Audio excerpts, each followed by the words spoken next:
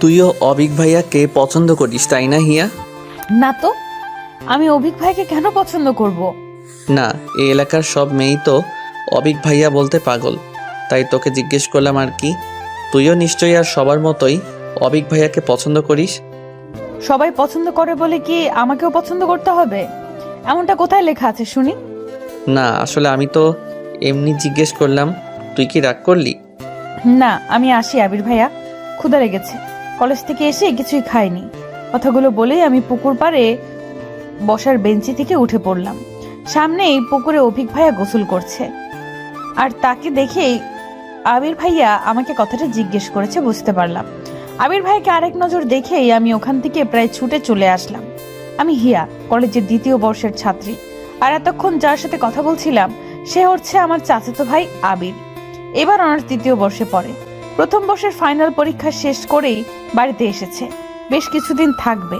আর অভিক হচ্ছে আমার আরেক চাচার ছেলে, দেখতে যেমন সুন্দর তেমনি অহংকারী।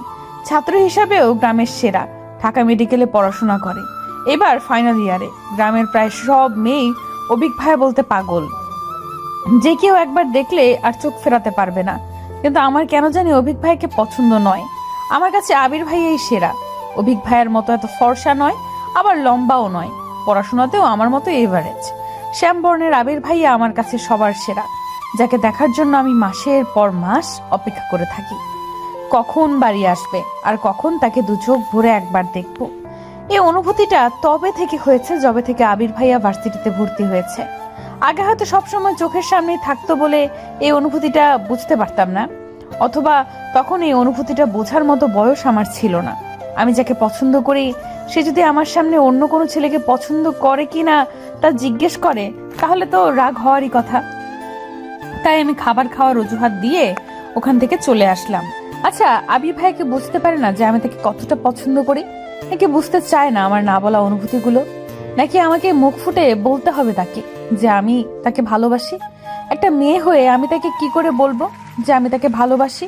আর আবির ভাইয়া যদি আমাকে পছন্দ না করে, আমাকে ফিরিয়ে দেয়, তখন কি আমি সহ্য করতে পারবো? আবার আবির ভাইয়া যদি অন্য কোনো মেয়েকে পছন্দ করে ফেলে, তাহলে তো আমি সেটা সহ্য করতে পারবো না। আজ একটা বছর আমি আমার অনুভূতিগুলো লুকিয়ে রেখেছি, আর যেন পারছি না। যতই দিন যাচ্ছে ততই মনে হচ্ছে আমি আমার ভালোবাসার মানুষটার থেকে দূরে সরে যাচ্ছি। হারিয়ে ফেলছি সেই আবির ভাইয়াকে, যাকে আমি মনে প্রাণে চাই। আবির ভাইয়া এসেছে শুনেই আমি কলেজ থেকে এসেই তাকে খুঁজতে পুকুর পাড়ে চলে গিয়েছিলাম, অথচ সে ভেবেছে যে আমি হয়তো আবির ভাইয়াকে দেখতে পুকুর পাড়ে গিয়েছি। এই জন্যই হয়তো আমাকে কথাটা জিজ্ঞেস করলো। তার মানে আবির ভাইয়া আমাকে ভুল বুঝেছে। কথাটা ভাবতেই আমার নিজেরই লজ্জা লাগলো। অভিক ভাইয়াও তো তাকিয়েছিল আমার দিকে, সেও ভেবেছে যে আমি তার গোসল করা দেখতে গিয়েছি। ছি, ব্যাপারটা এতক্ষণ আমার মাথাতেও আসেনি। আমার মনে হচ্ছে যে আবার ছুটে গিয়ে আবির ভাইয়াকে বলে আসি যে আমি ওনাকে দেখতে ওখানে গিয়েছিলাম, অভিক ভাইয়াকে নয়। যেই ভাবা সেই কাজ। আমি আবার এক ছুটে পুকুর পাড়ে চলে গেলাম, কিন্তু আবির ভাইয়াকে সেখানে না দেখতে পেয়ে এদিক সেদিক খুঁজতে লাগলাম, কিন্তু কোথাও থেকে দেখতে না পেয়ে চলেই আসছিলাম। তখন পেছন ফিরে কারো মুখে আমার নাম শুনতে পেলাম। মিষ্টি একটা কণ্ঠস্বরে সে আমার নাম ধরে ডাকছে। আমি পেছন ফিরে তাকাতেই দেখি যে অভিক ভাইয়া একটা লুঙ্গি আর হাতা কাটা গেঞ্জি পরে গামছা দিয়ে চুলটা মুছতে মুছতে আমার দিকে এগিয়ে আসছে। আমি ওখানেই দাঁড়িয়ে রইলাম। তারপর বললাম, ভাইয়া কেমন আছেন? আমি তো ভালোই আছি। তুমি কেমন আছো? কালকে এসেছি অথচ তোমাকে আজ দেখতে পেলাম। কোথায় ছিলে? আমিও ভালোই আছি। আসলে কলেজে গিয়েছিলাম তো, মাত্রই আসলাম, তাই হয়তো দেখতে পাননি। কলেজে না হয়ে আজ গিয়েছিলে? কাল সারাদিন কোথায় ছিলে দেখলাম না তো। না, আসলে রাতে পড়ছিলাম। অজুহাত? তা পড়াশোনা কেমন চলছে? এই ঠেলে ঠুলে চলছে আর কি। আমি তো আর আপনার মতো নাম্বার 1 স্টুডেন্ট না। আমার যেমন চলার কথা তেমনই চলছে। খোটা দিচ্ছ কেন? ভালোই কথা শিখেছো দেখছি।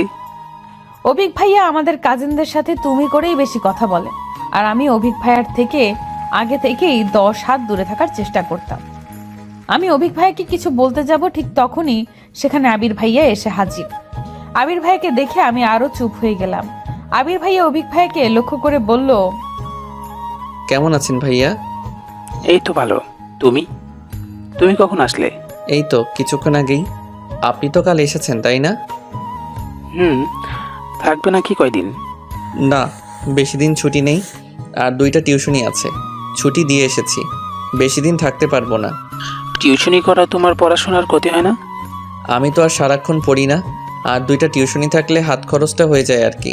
তাদের গল্পের মাঝে আমার নিজেকে অসহায় লাগছিল, তাই আমি চুপি চুপি ওখান থেকে কেটে পড়লাম। আমি ঘরে ঢুকতেই মা চেঁচাতে লাগলো। সেই তখনই বললি যে ক্ষুধা লেগেছে, আমি তখন ভাত ভেড়ে রেখেছি, অথচ তোর আসার নাম নেই। কোথায় গিয়েছিলে এই ভর দুপুরে?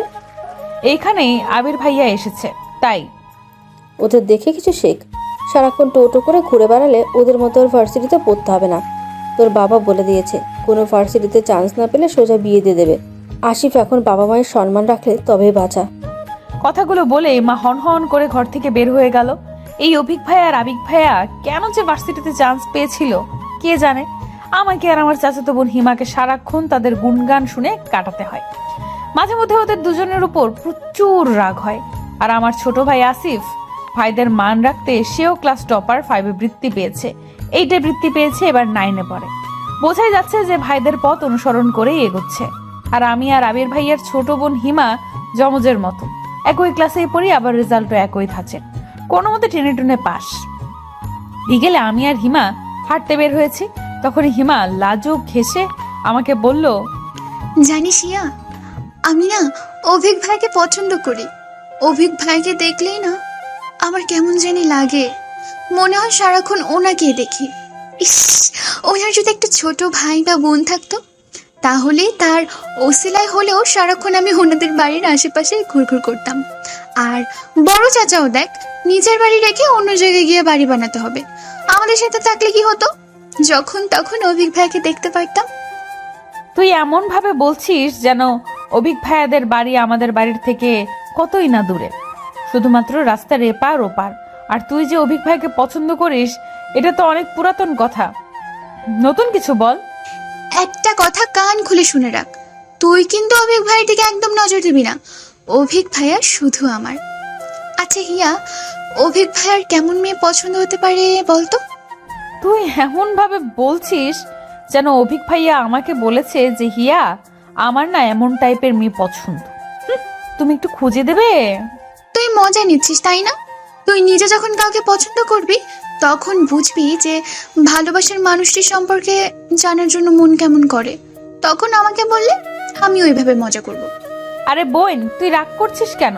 আমি তো এমনিই বললাম। তুই হঠাৎ অভিক ভাই নিয়ে পড়লি কেন বলতো, কাহিনী কি? সামনেই তো 14ই ফেব্রুয়ারি আসছে। আমি একটা প্ল্যান করেছি, তোকে ছাড়া আর কাউকে তো বলা যাবে না। তার আগে বল, তুই আমাকে হেল্প করবি? কি এমন প্ল্যান করেছিস যে আমার হেল্প ছাড়া হবে না? বলে ফেল শুনি। আমি না এবার ভ্যালেন্টাইন্স ডেতে অভিক ভাইকে একটা চিঠি দেব। তুই কি পাগল হয়ে গেছিস? কেউ জানতে পারলে কি লঙ্কা কাণ্ড হবে তা ভেবে দেখেছিস? আর অভিক ভাইয়ের রিয়াকশন কি হবে বুঝতে পারছিস? তা কল্পনা করতেও আমার হাড় হিম হয়ে আসছে। আরে ভাই, আমি নাম ধাম লিখে দেবো নাকি? আমি অতটাও বোকা নই। তুই আমাকে হেল্প করবি, ব্যাস। বাকিটা আমি তোকে পরে জানাবো, যদি রাজি হয়ে যায়। তুই কি পাগল? চিঠিতে কি এমন দিবি যে তোর নাম না জেনে তোকে পছন্দ করবে? তোকে না চিনলে তোকে উত্তরই বা দিবে কি করে? আর তুই চিঠিটা কিভাবে দিবি? এত কিছু তোকে ভাবতে হবে না, তুই আমার সাথে থাকবি, হেল্প করবি, ব্যাস। আর কিচ্ছু জানি না। এবার বাড়ি চল, সন্ধ্যা হয়ে আসছে। আর একটু দেরি করলে তো তোর মা আর আমার মা মিলে কুরুক্ষেত্রে বাঁধিয়ে দেবে। আচ্ছা চল, বলেই আমরা বাড়ির পথে পা বাড়ালাম। হিমা যে কি প্ল্যান করছে তা ভেবে এখনই আমার মাথা ব্যথা শুরু হয়ে গেছে। কে জানে এই মেয়েটা আবার কি ফোন দিয়ে এঁটেছে। হিমার কথা শুনে আমারও খুব ইচ্ছে হচ্ছিল যে আবির ভাইয়াকে একটা চিঠি লিখবো, তাতে পড়ায় আর মন বসছে না। কি লিখবো না লিখবো তাই ভেবে ভেবে সারা হচ্ছিলাম, বারবার লিখে আবার কেটে দিচ্ছিলাম। অবশেষে পেন্সিল আর ইরেজার নিয়ে বসলাম। অবশেষে আমার মনের হাজারো কথাগুলো কয়েকটি শব্দের মাধ্যমে সাজালাম। তারপর নিচেই চিঠিটা পড়তে লাগলাম। প্রিয় আবির, আমি আপনাকে ভাইয়া বললেও এই চিঠিতে আর ভাইয়া বলতে চাচ্ছি না, কারণ আমি যে আর আপনার বোন থাকতে চাই না। আমার হাজারো অনুভূতির সাথে আপনার অনুভূতিগুলো সাজাতে চাই। রোজ রাতে আপনার মায়াবী মুখটা দেখে ঘুমাতে চাই, আর প্রতিটা ভোরের আলো আমি আপনার সাথেই দেখতে চাই। আপনি কি আমাকে অনুমতি দিবেন আপনার জীবনের প্রতিটা ঘটনার সাথে আমাকে জড়িয়ে রাখার? আমি কিন্তু আপনার সাথেই আমার জীবনের প্রতিটা মুহূর্ত কাটাতে চাই। প্লিজ না করবেন না, তাহলে আমার এই ক্ষুদ্র হৃদয়টা ভেঙে টুকরো টুকরো হয়ে যাবে। আর টুকরো হৃদয়ে আপনার থাকলে যে কষ্ট হবে, এই চিঠিটা কে লিখতে পারে আশা করি বুঝতে ভুল হবে না। আমি যে হিয়া, আবিরের হিয়া। ইতি লিখে আমি আমার চিঠিটা শেষ করতে চাই না। আমি যে হাজারো কথা লিখতে চাই আপনাকে নিয়ে। আপনার উত্তরের আশায় রইলাম। চিঠিটা দেখছিলাম আর নিজেই লজ্জা পাচ্ছিলাম। আবির ভাইয়ের চিঠিটা পড়ার সময় কি আমার মতোই লজ্জা পাবে, নাকি হাসবে আমার এইসব হাস্যকর লেখা পড়ে?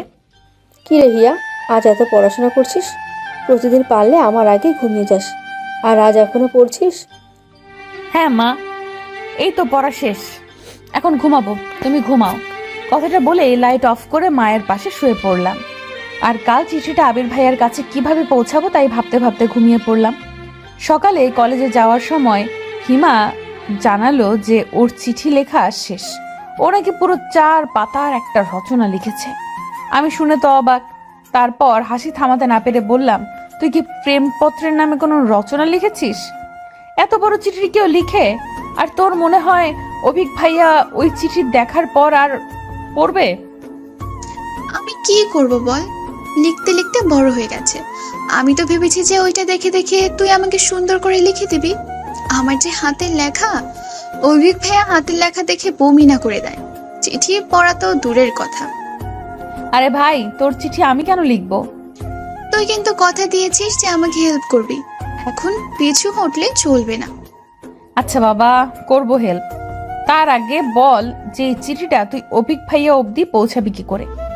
কথাটি জিজ্ঞেস করার আরেকটা কারণ হচ্ছে, আমার চিঠিটাও আবির ভাইয়াকে সেইভাবেই দিব। আমার কথাটা শুনে হিমা মুচকি হেসে বলল, ওটা আমার জন্য কোনো ব্যাপারই না। অভিক ভাইয়া যখন রুমে থাকবে না, তুই চাচির সাথে গল্প জুড়ে দিবি, আর আমি সেই সুযোগে চিঠিটা রেখে আসবো। ব্যাস, মিশন কমপ্লিট। আইডিয়াটা কেমন? জিনিয়াস, তুই তো দেখছি ভবিষ্যতে লাভ গুরু হবি। কলেজে পৌঁছেই আমি হিমার চিঠিটা নিয়ে সবার থেকে লুকিয়ে পড়তে লাগলাম। এত লেখা লিখেছে যে পুরো ক্লাসের ফাঁকে ফাঁকে পড়েও আমি সেই চিঠি শেষ করতে পারলাম না। অবশেষে চিঠিটা আমার কাছে রেখে দিলাম। সারাদিন আর আবির ভাইকে দেখতে পেলাম না, হয়তো বন্ধুদের সাথে আড্ডা দিতে গেছে। এতদিন পর গ্রামে এসেছে, তাকে এক পলক দেখার জন্য আমার মনটা ছটফট করছিল। বিকেলে আমি আর হিমা আমাদের রুমে বসে হিমার চিঠিটা ঠিক করছিলাম। ঘরের দরজা বন্ধ দেখে মা কয়েকবার বকা দিলেও আমরা তার কথার গুরুত্ব দিলাম না। আজকের মধ্যেই আমাদের চিঠি লেখা শেষ করতে হবে। কাল যে ফেব্রুয়ারির 13 তারিখ, কালকে এই চিঠিগুলো তাদের মালিকের কাছে পৌঁছে দিতে হবে। কেটে কুটে অবশেষে হিমার চিঠিটাও ঠিক করলাম। তারপর হিমা চলে গেল আর আমি সেই চিঠিটা সুন্দর করে আরেকটা পৃষ্ঠায় লিখতে বসলাম। হিমার চিঠিটা ছিল এরকম: প্রিয় অভি, তুমি আমার জীবনের প্রেমের সূর্যোদয়। তোমাকে এক নজরে দেখার জন্য আমি সারাটা জীবনও অপেক্ষা করতে পারি।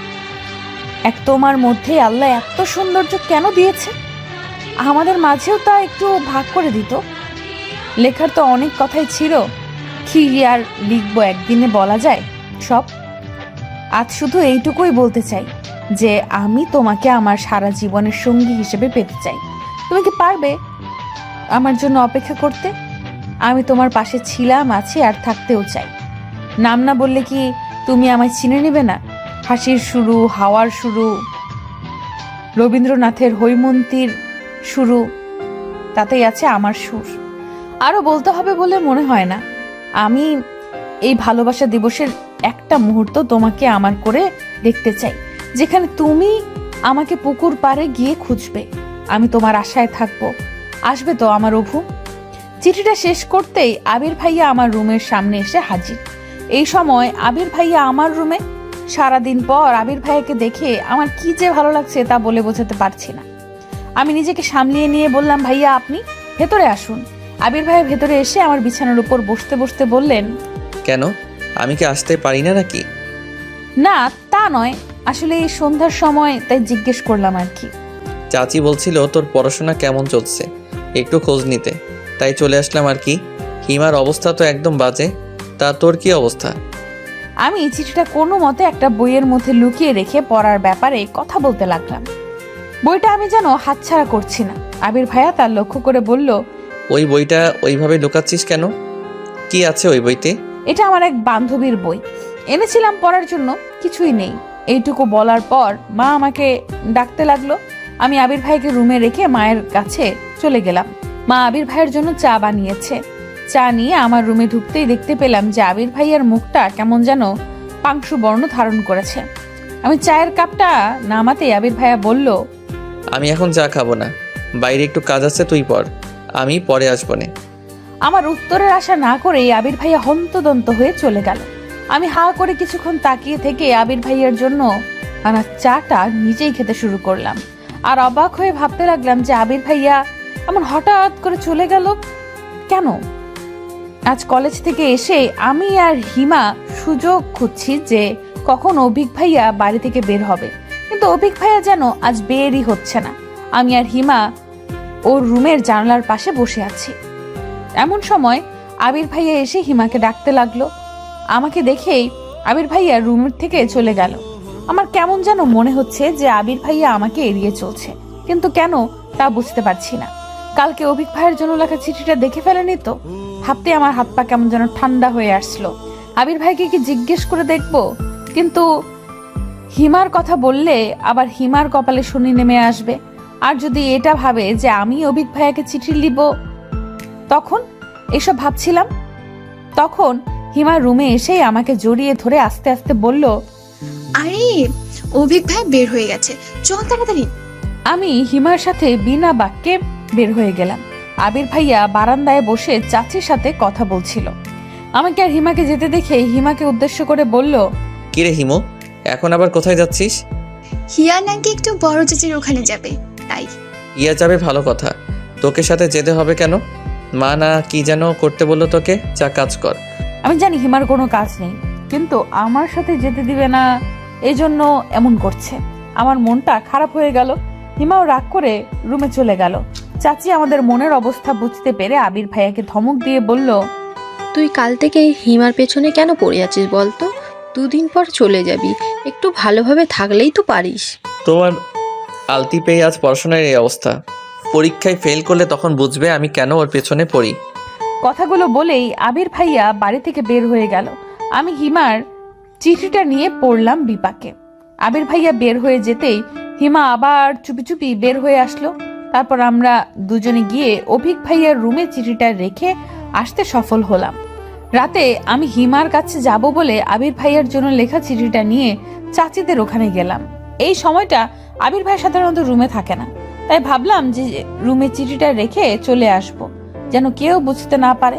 তাহলে আবির ভাই আমাকে ভুল বুঝলেও চিঠিটা দেখে বুঝে যাবে যে আবির ভাইয়ার জন্য চিঠিটা লেখা, অভিক ভাইয়ের জন্য চিঠি লেখাটা আমার নয়। আবির ভাইয়ার রুমের সামনে যেতেই আমি থমকে গেলাম। আবির ভাইয়া হেসে হেসে কারোর সাথে কথা বলছে, কিন্তু অন্য কারো কণ্ঠ না শুনতে পেয়ে বুঝে গেলাম যে আবির ভাইয়া ফোনে কথা বলছে। আমি আরেকটু কাছে গিয়ে কথাগুলো শোনার চেষ্টা করলাম। আরে পাগলি, ভ্যালেন্টাইন্স ডে এখনো আসেনি তো, এখনই বলতে হবে? ওকে বলছি বাবা, আই লাভ ইউ। হয়েছে এবার? দেখ নিশি, আমি বলে দিয়েছি তো, এবার ফোন রাখ, আমি বাড়িতে এসেছি, কেউ শুনলে উল্টাপাল্টা ভাববে। বলেই হাসতে লাগলো। আবির ভাইয়া কাউকে আই লাভ ইউ বলেছে শুনে আমার পা দুটো পাথরের মতো স্থির হয়ে গেল। চোখ থেকে পানি পড়েই চলেছে। চিৎকার করে কান্না করতে মন চাচ্ছে, কিন্তু পারছি না। হঠাৎ চাচা আমাকে ওভাবে দাঁড়িয়ে থাকতে দেখে বলল, কে ওখানে? হিয়া, ভিতরে যা। ওখানে দাঁড়িয়ে আছিস কেন? হিমা ভিতরেই আছে, দেখ।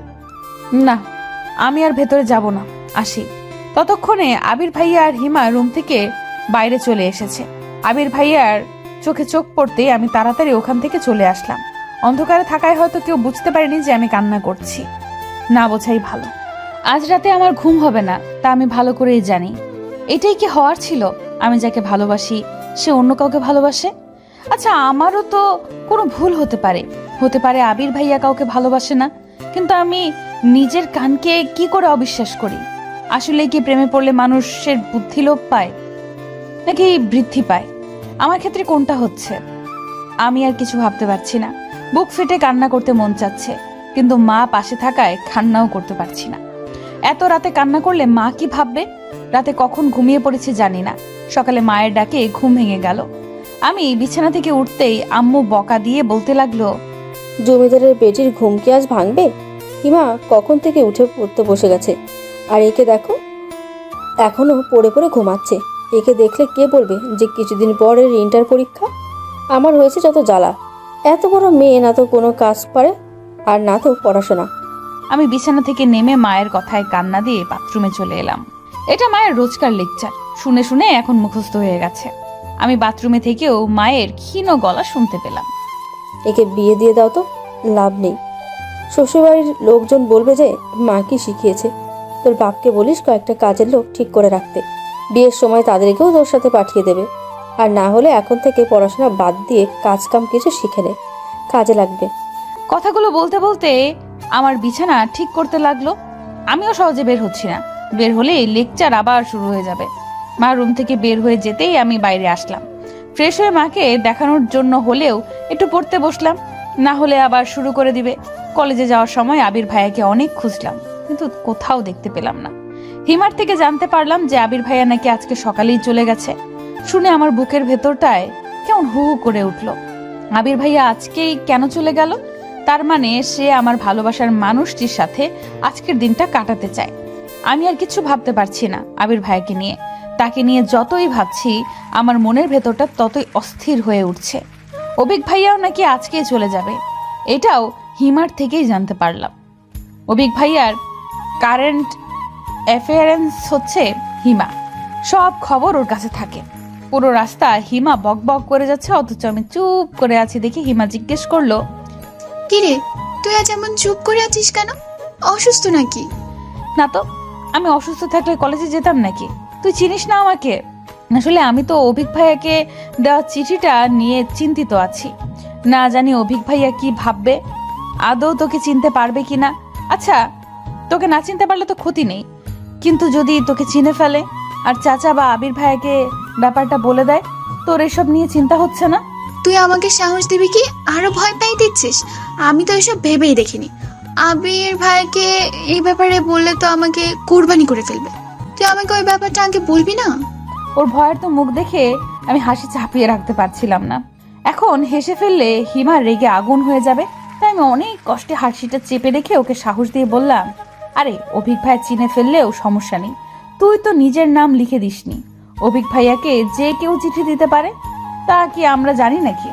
কিন্তু চাচি যদি বলে দেয় যে কাল ওনাদের বাড়িতে শুধু আমরাই গিয়েছিলাম, তখন আমার তো ভয় এখনই কলেজে শুকিয়ে যাচ্ছে। আমি ব্যাগ থেকে পানির বোতল বের করে ওর দিকে এগিয়ে দিয়ে বললাম, আচ্ছা চিন্তা করিস না, ধরা পড়লেও বলে দেব যে কেউ একজন আমাদের কাছে চিঠিটা দিয়ে দিয়েছিল, অভিক ভাইয়া পর্যন্ত পৌঁছে দিতে। আমরা দিয়েছি, আর কিছু জানি না। কে চিঠি দিয়েছে তা বলা যাবে না। তারপর হিমাকে কিছুটা শান্ত করে নিয়ে আমরা কলেজ অবধি পৌঁছলাম। আজ সারাদিন আমার কানে শুধু আবির ভাইয়ার বলা কাল রাতের কথাগুলোই বাজতে লাগলো। যাই করি না কেন ঘুরে ফিরে শুধু ওই কথাগুলোই মনে হতে লাগলো। হিমা নিজে অভিক ভাইকে নিয়ে চিন্তিত ছিল, তাই আমার দিকে আর নজর না দেওয়ায় আমিও বেঁচে গেলাম ওর জেরা থেকে। হিমা এখন মনে প্রাণে চাইছে যে আমরা কলেজ থেকে ফেরার আগেই যেন অভিক ভাইয়া চলে যায়। হিমার দোয়াটা মনে হয় আল্লাহ কবুল করেছিল। আমরা পৌঁছে দেখলাম যে অভিক ভাইয়ার মা মানে আমাদের বড় চাচি আমার মায়ের সাথে গল্প করছে, আর ওনার থেকে জানতে পারলাম যে অভিক ভাইয়া চলে গেছে। বেচারি হিমা একদিক দিয়ে খুশি হলো যে অভিক ভাইয়ার চিঠি সম্পর্কে কাউকে কিছু বলেনি, কিন্তু অভিক ভাইয়াকে আবার অনেক দিন দেখতে পাবে না বলে দুঃখও পাচ্ছিল। ইন্টার্নি শেষ না করে নাকি অভিক ভাইয়া আর বাড়ি আসবে না সহজে, এটাও হিমার মুখেই শুনেছি। ও যে এত খবর কিভাবে পায় আমি তাই বুঝি না, পুরো একটা সিসিটিভি ফুটেজ। আমার তো এখন সন্দেহ হচ্ছে এটা ভেবে যে অভিক ভাইয়া চিঠিটা আদৌ দেখেছে। তো হিমা তো বলল যে চিঠিটা ও অভিক ভাইয়ার বইয়ের মধ্যে রেখেছিল, তাও আবার যে বইটা সামনে ছিল। অভিক ভাইয়া তো বই না পড়ে থাকার মানুষ না, তাহলে কি চিঠিটা দেখেও পড়েনি, নাকি পড়েও হিমাকে চিনতে পারেনি? না চিনতে পারলেই ভালো। এসব ভাবতে ভাবতে রুমের দিকে পা বাড়ালাম। আমি রুমে ঢুকতেই একটা নতুন ডায়েরি দেখতে পেলাম। আমি ব্যাগটা নামিয়ে ডায়েরিটা উল্টে পাল্টে দেখতে দেখতে বাইরে এসে মাকে জিজ্ঞেস করতেই মা বলল, অভিক ডায়েরিটা দিয়েছে তোকে আর হিমাকে নাকি পরীক্ষার জন্য গিফট করেছে। তোদের পরীক্ষার আগে হয়তো আর আসবে না, তাই দিয়ে গেল। আমি ডায়েরি উল্টোতে গিয়ে শেষের দিকে কিছু একটা লেখা দেখতে পেলাম। আমি তাড়াতাড়ি রুমে গিয়ে লেখাগুলো পড়া শুরু করলাম। আমি অবিক। হিয়া, আমি জানি চিঠিটা তুমি লিখেছো। তোমার হাতের লেখা আমি খুব ভালো করে চিনি। দেখো, আমি কথাগুলো তোমাকে সরাসরি বলতে চেয়েছিলাম, কিন্তু তুমি তো জানোই আমি একটু লাজুক প্রকৃতির। কারো সামনে গেলে ভালো করে কথা বলতে পারি না। আর যে কথাগুলো আমি গুছিয়ে লিখতে পারবো সেগুলো সামনে গেলে গুছিয়ে বলতে পারবো না। তাই তোমার থিওরি আমি তোমার উপরই অ্যাপ্লাই করলাম। আমিও আমার মনের কথাগুলো লিখলাম। আমি তোমার থেকে অনেক সিনিয়র, তাই জীবন সম্পর্কে তোমার থেকে আমার ধারণা কিছু বছরের হলেও বেশি। তোমার ওই লাইফটা আমি অনেক বছর আগেই পার করে এসেছি, তাই তোমার মনের অবস্থাটা আমি ভালো করে বুঝতে পারছি। তোমার আবেগের বয়সটা এখনও চাইনি। আবেগ দিয়ে জীবন চলে না হিয়া, বাস্তবতাকে বুঝতে শেখো। আগে এটা বোঝার চেষ্টা করো যে তুমি সত্যিই আমাকে ভালোবাসো নাকি এটা শুধু ভালো লাগা। লাভ আর অ্যাট্রাকশনের মধ্যে অনেক তফাৎ। তোমাকে ফিরিয়ে দেওয়ার মতো ইচ্ছা বা সাহস কোনোটাই আমার নেই। কেন জানি না তোমাকে আমার ভালো লাগে, তবে সেটা আদৌ ভালোবাসা কিনা আমি আজও বুঝতে পারিনি। তাই বাকিটা সিদ্ধান্ত তোমাকেই দিতে হবে। আমি তোমার ভালোবাসা নাকি শুধু ভালো লাগা। আমি কখনো এসব প্রেম ভালোবাসা নিয়ে ভাবার সময় পাইনি। সব সময় পড়াশোনা নিয়ে থেকেছি, কিন্তু আজ হোক বা কাল হোক বিয়ে তো করতেই হবে। তাই তোমাকে ফিরিয়ে দিচ্ছি না, তবে তোমার মন পরিবর্তন হলেও হতে পারে। তোমার জীবনের সবে শুরু, সামনে পরীক্ষা, পড়াশোনার মন দাও। এখন এসব নিয়ে ভাবলে চলবে না। আমি তোমাকে সময় দিচ্ছি ভাবার জন্য। তোমার যদি মনে হয় যে তুমি আমাকে সত্যিই ভালোবাসো, তবে আমি তোমাকে ফিরিয়ে দেব না, অপেক্ষা করব তোমার জন্য। কিন্তু এর মধ্যে যদি তোমার মনে হয় যে আমাকে তোমার শুধু ভালো লাগা, ভালোবাসো না, তবে আমি তোমাকে দোষারোপ করব না, কারণ আমি জানি যে এই বয়সটা আবেগী। আর আমার বাহ্যিকতা দেখে আমাকে বিচার করো না। আমার আচার আচরণের স্বভাব চরিত্র এগুলো বিচার করো, তারপর তুমি সিদ্ধান্ত নেবে। আর হ্যাঁ, তোমার পরীক্ষার মধ্যে এ নিয়ে কোনো টেনশন করবো না। এখন তোমার পড়ার সময়। পরীক্ষা শেষ করে ঠান্ডা মাথায় ভেবে তারপর আমাকে জানিও। উপদেশগুলো গ্রহণ করলে খুশি হব। আর আমার লেখাগুলো পড়ে একদম মন খারাপ করবে না। নিজের খেয়াল রেখো, ভালো থেকো, সুস্থ থেকো। তোমার প্রিয় অপু। লেখাগুলো পড়তেই আমার মাথার মধ্যে ঝিমঝিম করতে শুরু করে দিয়েছে। আমি হাসবো নাকি কাঁদবো বুঝতে পারছি না। প্রথমে আবির ভাইয়া আমাকে ভুল বুঝলো, আর এখন অভিক ভাইয়াও। কিন্তু এই লেখাগুলো দেখলে হিমাও যে আমাকে ভুল বুঝবে। যাই হোক না কেন, হিমাকে এই ব্যাপারে কিছুই বলা যাবে না, তাহলে ও আমাকে খুন করে ফেলবে। অভিক ভাইয়া কি করে ভাবতে পারলো যে আমি ওনাকে পছন্দ করি? তার মানে চিঠিটা আবির ভাইয়াও পড়েছিল নিশ্চয়ই, যার কারণে আবির ভাইয়াও একই ভুল বুঝেছে। কিন্তু আমি অভিক ভাইয়াকে চিঠি দেই বা না দেই, আবির ভাইয়া তো অন্য একটা মেয়েকে ভালোবাসে, আর অভিক ভাইয়াও কি আমাকে পছন্দ করে? তাহলে আমি কোথায় এসে পড়লাম? আমি এখন কোন দিকে যাব আর কি করব? অভিক ভাইয়াকে নিয়ে কোনো চিন্তা নেই, কিন্তু আবির ভাইয়া আর হিমাকে আমি কি করে সবটা বোঝাবো? আমি যে আর কিছুই ভাবতে পারছি না। আমি ডায়েরিটা ড্রয়ারে লুকিয়ে রেখে সোজা হিমার কাছে চলে গেলাম। হিমা ফ্রেশ হয়ে খেতে বসেছে। আমি গিয়ে বললাম, অভিক ভাইয়া তোকে একটা ডায়েরি গিফট করেছে, দেখেছিস? তাতে কি কিছু লেখা আছে? অভিক ভাইয়ার নাম শুনে হিমা যেন লাফিয়ে উঠল। খাবার নিয়ে ওর রুমে চলে গেল। আমি ওকে অনুসরণ করলাম। টেবিলের ওপর থেকে ডায়েরিটা নিয়ে আমি লেখা খুঁজতে লাগলাম। ডায়েরির শেষ পাতাতেই কিছু লেখা আছে। আমি সেটা পড়তে শুরু করলাম। Best wishes my dear mister. ভালো করে পড়াশোনা করো, ভালোভাবে পরীক্ষা দিও, সময়গুলো কাজে লাগাও, নষ্ট করো না। যাওয়ার আগে আর দেখা হলো না। নিজের যত্ন নিও। ভালো থেকো, তোমার ভালোবাসার ভাই অভিক। লেখাটা পড়ে আমি ধপ করে হিমার বিছানার উপর বসে পড়লাম। অভিক ভাইয়া হিমাকে কিছু লিখেছে ভেবে হিমা খুশিতে লাফাতে লাগলো। কিন্তু আসল ঘটনা শুনলে যে হিমার কি অবস্থা হবে তা ভেবে আমি অস্থির হয়ে যাচ্ছি। আচ্ছা, অভিক ভাইয়া যদি জানতো যে চিঠিটা আমি নই হিমা দিয়েছে, তখন হিমাকেও কি একই কথা লিখতো? আমি হিমার রুম থেকে বের হয়ে আসলাম। হিমা তো খাওয়া দাওয়া বাদ দিয়ে ডায়েরি নিয়ে পড়লো। হাজার হোক, ডায়েরিটা অভিক ভাইয়া দিয়েছে। আমি বিষণ্ণ মনে রুমে গিয়ে ফ্রেশ হয়ে নিলাম। খাওয়ার কোনো ইচ্ছে না থাকা সত্ত্বেও মায়ের জোরাজোরিতে খেতে বসলাম। 2 বার খাবার মুখে দিয়েই আর খেতে ইচ্ছে হচ্ছিল না, তাই বাকি খাবারটা রেখেই উঠে পড়লাম। মা কিছু বকাবকি করে চলে গেল। আমি বিছানায় শুয়ে ফোনটা হাতে নিয়ে একবার অভিক ভাইয়ার নাম্বার বের করছি, একবার আবির ভাইয়ার নাম্বার বের করছি, কিন্তু কাউকেই কল করার সাহস পাচ্ছি না। কল করে কি বলবো তাই ভেবে পাচ্ছি না। আমি এমনিতেও ফোনে কথা কম বলি, আবির ভাইয়ের সাথে যাওয়া বা টুকটাক কথা হয়, অভিক ভাইয়ের সাথে ফোনে কথা হয় না বললেই চলে। ভাইয়াও কল করে না আর আমিও না। অনেকক্ষণ ভেবে চিন্তে কিছুটা সাহস নিয়ে অভিক ভাইয়াকে কল করেই ফেললাম। কল করার কিছুক্ষণ পর আবির ভাইয়া কল রিসিভ করে বলল, হ্যালো হিয়া, আবির ভাইয়া কোথায় আপনি? আমি মাত্র পৌঁছালাম বাসায়, কিছু বলবি? না মানে ভালোভাবে গেছেন তো? আরও কিছু বলার থাকলে বল। আমি খুব টায়ার্ড, বুঝতেই পারছিস, মাত্র আসলাম রুমে। আমি তাড়াতাড়ি করে কল কেটে দিলাম। আর কিছু বলার ইচ্ছেটা আমার মরে গেছে। একটু ভালো করে কথা বললেও পারতো। আমি কল কেটে দেওয়ার পর আবির ভাইয়া আরো 2 বার কল করলো। আমি রিসিভ করলাম না। রিসিভ করে কি বা বলবো? এরপর ভাবছিলাম যে অভিক ভাইয়াকে কল করে সব সত্যিটা বলে দিব, যে চিঠিটা আমি লিখলেও আমার জন্য নয়, হিমার জন্য লিখেছিলাম। কিন্তু আবির ভাইয়ার সাথে কথা বলে সেই মুডটাই নষ্ট হয়ে গেল। তাই আর অভিক ভাইয়াকে কল করলাম না। জানি না আবির ভাইয়া আবার আসবে কবে, আর কবে সামনে থেকে এক নজরে দেখতে পাবো, আর কেনই বা এই সত্যিটা জানাতে পারবো। আবির ভাইয়া কাউকে ভালোবাসলেও মেনে নিতে হবে, কিন্তু তাই বলে সে আমাকে ভুল বুঝবে সেটা তো হতে পারে না। কিন্তু হিমাকে সত্যিটা তাড়াতাড়ি জানাতেই হবে, নইলে অনেক কিছুই হতে পারে। বিশেষ করে হিমা পরে ব্যাপারটা জানতে পারলে আমাকে ভুল বুঝবে। এটা কিছুতেই হতে দেওয়া যাবে না। আবির ভাইয়াকে পরে বোঝালেও হবে, কিন্তু হিমাকে কি করে সবটা বলবো তাই বুঝতে পারছি না। ওর প্রতিক্রিয়াটাই বা কি হবে কে জানে। অভিক ভাইকে কথাটা না জানানো পর্যন্ত আমার শান্তি হচ্ছিল না। অভিক ভাইকে হিমার কথা জানাতেই অভিক ভাইয়া রাগান্বিত স্বরে বলল, হিয়া, তোমার কমন সেন্স নেই? অন্যের চিঠি তুমি তুমি কেন লিখবে?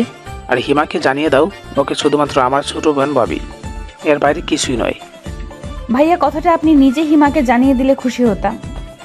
ওকে, আর আমি তোমাকে পছন্দ করি এটা তো এখন তুমি জেনে গেছো। তোমার মতামত যখন খুশি জানিয়ে দিও, আমি আশায় থাকবো তোমার উত্তরের। এখন পড়াশোনার সময়, এসব নিয়ে ভাবতে হবে না। ভাইয়া আসলে আমি আপনাকে আমার বড় ভাই হিসাবেই মানি, তাই। ওকে, আমার জন্য তোমার চিন্তা করতে হবে না। ভেবো না যে তুমি না করার আমি অনেক কষ্ট পাবো, কেননা তোমাকে আমার ভালো লাগে, জাস্ট এইটুকুই। ব্যাপারটা এখানেই শেষ হয়ে গেল। ভালো হয়েছে কোনো জিনিস নিয়ে বাড়াবাড়ি আমার একদম পছন্দ নয়। আর এসব কথাগুলো কাউকে জানানোর প্রয়োজন নেই। কাজিনদের মধ্যে কোনো ভুল বোঝাবুঝির সৃষ্টি হোক, সেটা আমি চাই না। আচ্ছা। তুমি কি আমাকে ভয় পাও? না আসলে। প্লিজ কিছু মনে করো না, আমি এভাবে কথাগুলো বলতে চাইনি, কিন্তু ইটস ওকে ভাইয়া, আপনি শুধু হিমাকে একটু বুঝিয়ে বলবেন তাহলেই হবে। আচ্ছা সরি হিয়া, সত্যিটা না জেনেই আমি তোমাকে। থাক না, এসব আর না বলাই ভালো। তারপর অভিক ভাইয়া কল কেটে দিতেই আমি যেন হাফ ছেড়ে বাঁচলাম। একটু পরে হিমা মন খারাপ করে আমার রুমে আসলো। তারপর আমাকে জড়িয়ে ধরে কান্না করতে লাগলো, কারণ অভিক ভাইয়া ওকে সবটা বলেছে, আর সেটা শুনেই ওর এই অবস্থা। অভিক ভাই সব কিছু পেয়েছে বলে এত অহংকার থাকতে হবে? আমি কি দেখতে এতটাই খারাপ? পড়াশোনায় নাও একটু কাঁচা, তাই বলে এইভাবে সরাসরি মুখের উপর না করে দিতে পারলো? আমি ওর পিঠে হাত বুলিয়ে শান্ত হতে বললাম। তারপর ওকে বুঝালাম যে অভিক ভাইয়ের থেকে আরো ভালো ছেলে পাবে ও।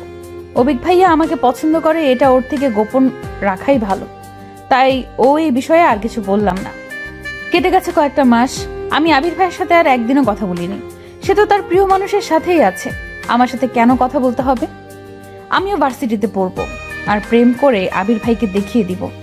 ইদানিং আমার পড়াশোনা দেখে রীতিমতো সবাই অবাক, ভীষণ অবাক। আর আব্বু ভীষণ খুশি যে আমি পড়াশোনায় মন দিয়েছি। সত্যি বলতে ইদানিং পড়াশোনা করতে আমার ভালোই লাগে। আর সব থেকে মজার ব্যাপার হচ্ছে, পড়াশোনায় ডুবে থাকলে আবির ভাইয়ার কথাও বেশি মনে পড়ে না। কলেজে এখন আর যেতে হয় না, শুধু প্রাইভেট আর কোচিং। ভালোই যাচ্ছে দিনকাল। আজ আমার একমাত্র ফুফুর বড় মেয়ের গায়ে হলুদ অনুষ্ঠান। ফুফুর শুধু 2 মেয়ে, কোনো ছেলে নেই। বড় মেয়ে নিশি আর ছোট মেয়ে মিশি। মিশি এবার ক্লাস 9-এ পড়ে। ফুপুর বাড়ি আমাদের বাড়ি থেকে বেশি দূর না হলেও বেশি যাওয়া হয় না ওখানে। আজ ফুপুর বাড়িতে যাওয়ার কোনো ইচ্ছে আমার ছিল না, কিন্তু হিমা যখন জানালো যে আজ নিশি আপুর গায়ে হলুদের অনুষ্ঠানের জন্য আবির ভাইয়া আসবে, তখন কেন জানি আমার যেতে মন চাইলো। কতদিন আবির ভাইয়ের ওই মুখটা দেখি না, কিন্তু সে তো অন্য কাউকে ভালোবাসে। কথাটা মনে হতেই আবার আমার মনটা খারাপ হয়ে গেল। কিন্তু আমি না গেলে হিমাও যাবে না। হিমার জেদের কাছে হেরে অবশেষে রাজি হলাম। সবার সাথে আমিও হলুদ শাড়ি পরেছি, আর আমার চোখ দুটো শুধু বারবার আবির ভাইকে খুঁজছে। কখন যে আসবে? হিমা সবার সাথে মজা করছে, কিন্তু আমি একপাশে দাঁড়িয়ে আবির ভাইকে খোঁজার চেষ্টা করছি। এমন সময় কেউ একজন আমার পেছন থেকে বলে উঠল, এক্সকিউজ মি কেশবতী। আমি পেছনে তাকাতেই দেখতে পেলাম যে একটা ছেলে দাঁড়িয়ে আছে। ছেলেটা দেখতে কিছুটা অভিক ভাইয়ার মতোই। আমি প্রথমে দেখেই কিছুক্ষণ হাঁ করে তাকিয়েছিলাম যে অভিক ভাইয়া তো আসার কথা না, তাহলে এই ছেলেটাকে? আর আশেপাশে তো কেউ নেই। কেশবতী বলে কাকে ডাকছে? এই যে মিস, হ্যাঁ আপনাকেই বলছি। আমি জানি আমি দেখতে অনেক সুন্দর, তাই বলে ওভাবে তাকিয়ে রাখতে হবে? ওনার কথা শুনে আমি রাগে আর লজ্জায় আমার চোখ নামিয়ে নিয়ে বললাম, এই যে মিস্টার হনুমান, সুন্দর হয়েছেন বলে শুধু অহংকার, তাই না? এই সৌন্দর্য কি আপনি নিজে তৈরি করেছেন নাকি? আল্লাহ আপনাকে এত সুন্দর করে তৈরি করেছেন বলেই না আপনি এত সুন্দর হয়েছেন। আর আপনি আমাকে কেশবতী কেন বলছেন? মেনেই যখন নিয়েছেন যে আল্লাহ আমাকে সুন্দর করে বানিয়েছেন, তাহলে হনুমান বলে আপনি সেই সৌন্দর্যের অবমাননা করতে পারেন কি? সেটা তো আপনার অহংকার দেখে বলেছি, কিন্তু আপনি আমাকে... কারণ আমি তো আপনার নাম জানতাম না, শুধু আপনার চুলগুলোই দেখছিলাম। আর এত সুন্দর চুলের অধিকারী যে তাকে কেশবতী বলে ভুল করে নিচ্ছু। চুল তার কবিকার অন্ধকার বিদিশার নেশা। কবিতার এই লাইনটা আপনার জন্য যেন কবি লিখেছিলেন। আচ্ছা, আপনি কে বলুন তো? আমার সাথে এসব আউল ফাউল কেন পেঁচাল শুরু করেছেন? আর আমি বা এতক্ষণ আপনার সাথে কথা বলছি কেন? আরে সরি, আপনাকে যে জন্য ডাকছিলাম তাই তো শোনানো হয়নি। এখানে আশেপাশে কোনো ফুলের দোকান আছে? মিশি আমাকে ফুল কিনে আনতে বলেছে, কিন্তু আমি এখানে তেমন কিছুই চিনি না। আপনাকে দেখে ভাবলাম যে জিজ্ঞেস করে নেই। মিশি আর কাউকে পায়নি ফুল কেনার জন্য। আপনার মতো একটা গাধাকে পাঠিয়েছে। আর আপনিও আমাকে পেলেন জিজ্ঞাসা করার জন্য। আশেপাশে কোনো ছেলের অভাব আছে নাকি? মেয়ে দেখলে এই কথা বলতে মন চায়? লুচ্চা! আপনি আশেপাশে আর কাউকে দেখতে পাচ্ছেন? এখানে শুধু আমি আর আপনি আছি। আর শুনুন, আপনি আমাকে গাধা, হনুমান আর এসব কেন বলছেন? আমার তো সুন্দর একটা নাম আছে নাকি? সাহিল শাহরিয়ার আমার নাম। নেক্সট টাইম মাথায় রাখবেন। আর উপকার না করলে না করেন, উল্টোপাল্টা কথা বলবেন না। কি ব্যাপার? কি হয়েছে? আপনি কি হিয়াকে চিনেন? ও আচ্ছা, আপনার নাম তাহলে হিয়া? চেহারার মতো নামটাও খুব মিষ্টি। কি রে, তুই এই ছেলেটাকে চিনিস নাকি? আমি ভয়ে ভয়ে না সূচক মাথা নাড়তেই আবির ভাইয়া সাহিলের দিকে এগিয়ে গিয়ে বলল, একা একটা মেয়েকে পেয়ে বিরক্ত করছেন, লজ্জা করছেন আপনার? দেখে তো ভদ্র করে ছেলে বলেই মনে হচ্ছে, ব্যবহার দেখে তো তা মনে হচ্ছে না। ভাইয়া প্লিজ, আপনি যা ভাবছেন তা নয় আসলে। তুই চুপ থাক, একদম কথা বলবি না। দিন দিন তোর সাহসটাও বেড়ে যাচ্ছে। আমি কি বলবো না বলবো বুঝতে পারছি না।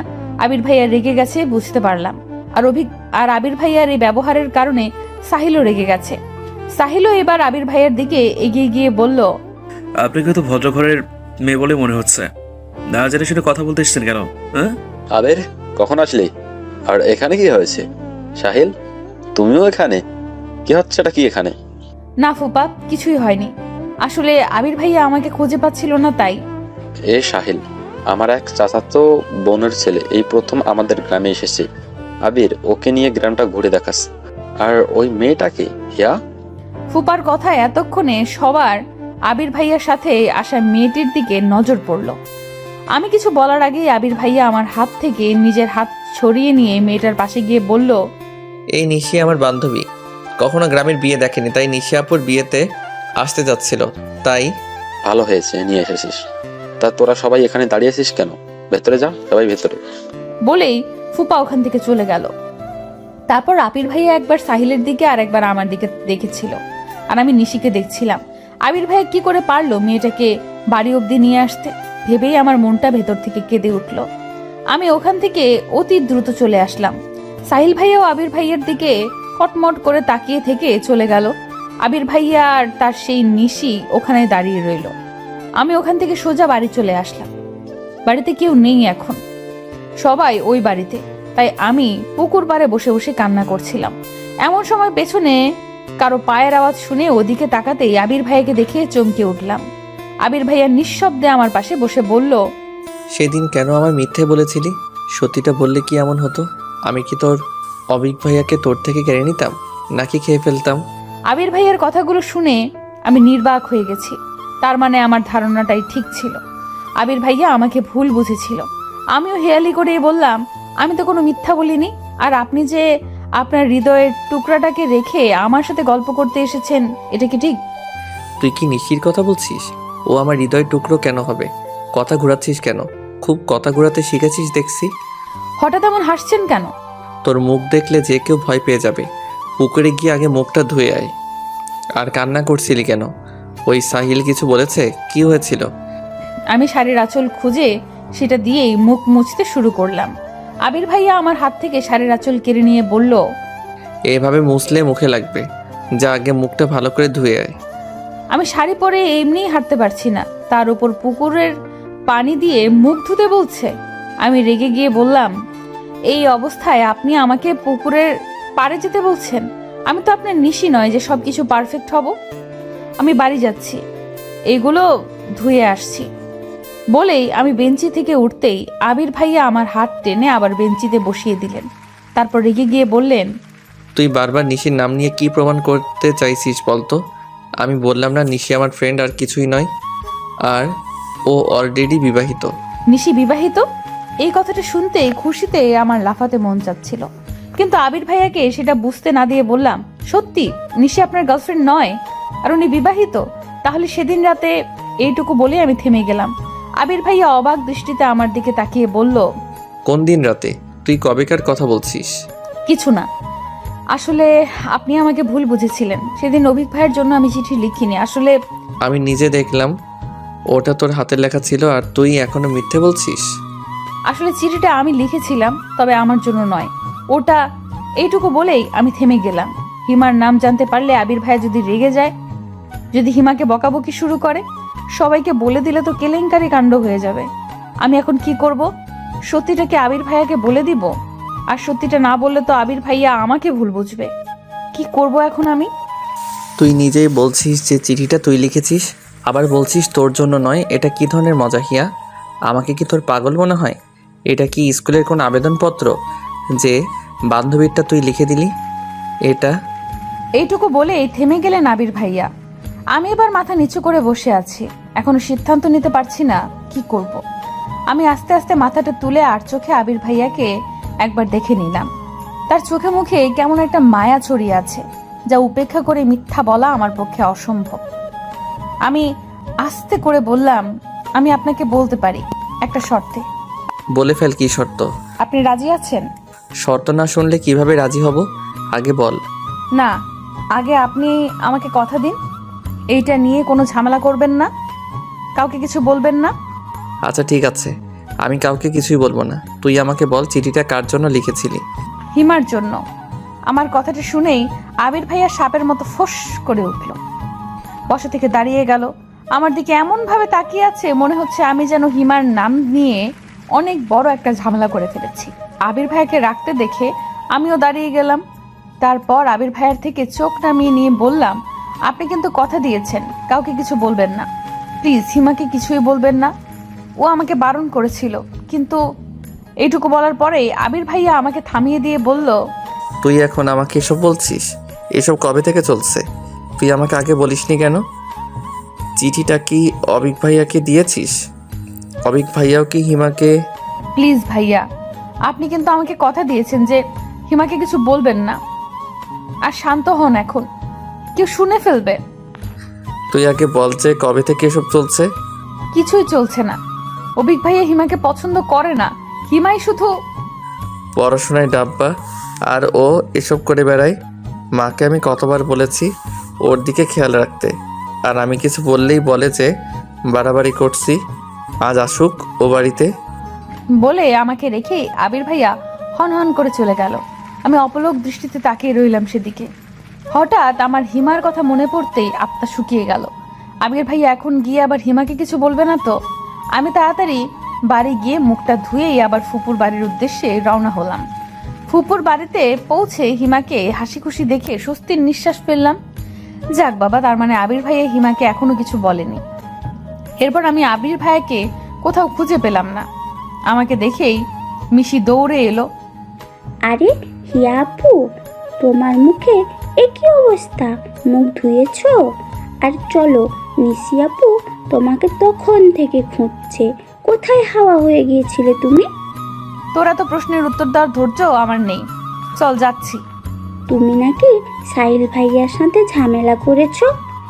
তুই জানলি কি করে? ওই ছেলেটা তোকে বলেছে? ভাইয়া বলছিল যে আমার এক সুন্দরী আপু নাকি তাকে অনেক অপমান করেছে। পরে জানতে পারলাম যে সেই সুন্দরী আপুটি আর কেউ নয়, তুমি। দেখ তো আমাকে ভালো করে। আমাকে দেখি কি মনে হয় যে আমি কাউকে অপমান করতে পারি? আর যার মান সম্মান বলতে কিছু নেই, তার আবার অপমান। যাই বলো না কেন, সাহিল ভাইয়া তোমার উপরে ভীষণ রেগে আছে। উনি রেগে আছে তাতে আমার কি? আমি কি ওনার রাগের কামাই খাই নাকি? এতক্ষণে আমি আর নিশি আপুর ওইখানে চলে এসেছি। সবাই আপুকে হলুদ দিয়ে দিচ্ছে, আমিও দিলাম। সবার মুখেই হলুদ, শুধু আমি ছাড়া। আমাকে দেখেই সবাই ছুটে আসলো হলুদ দিতে।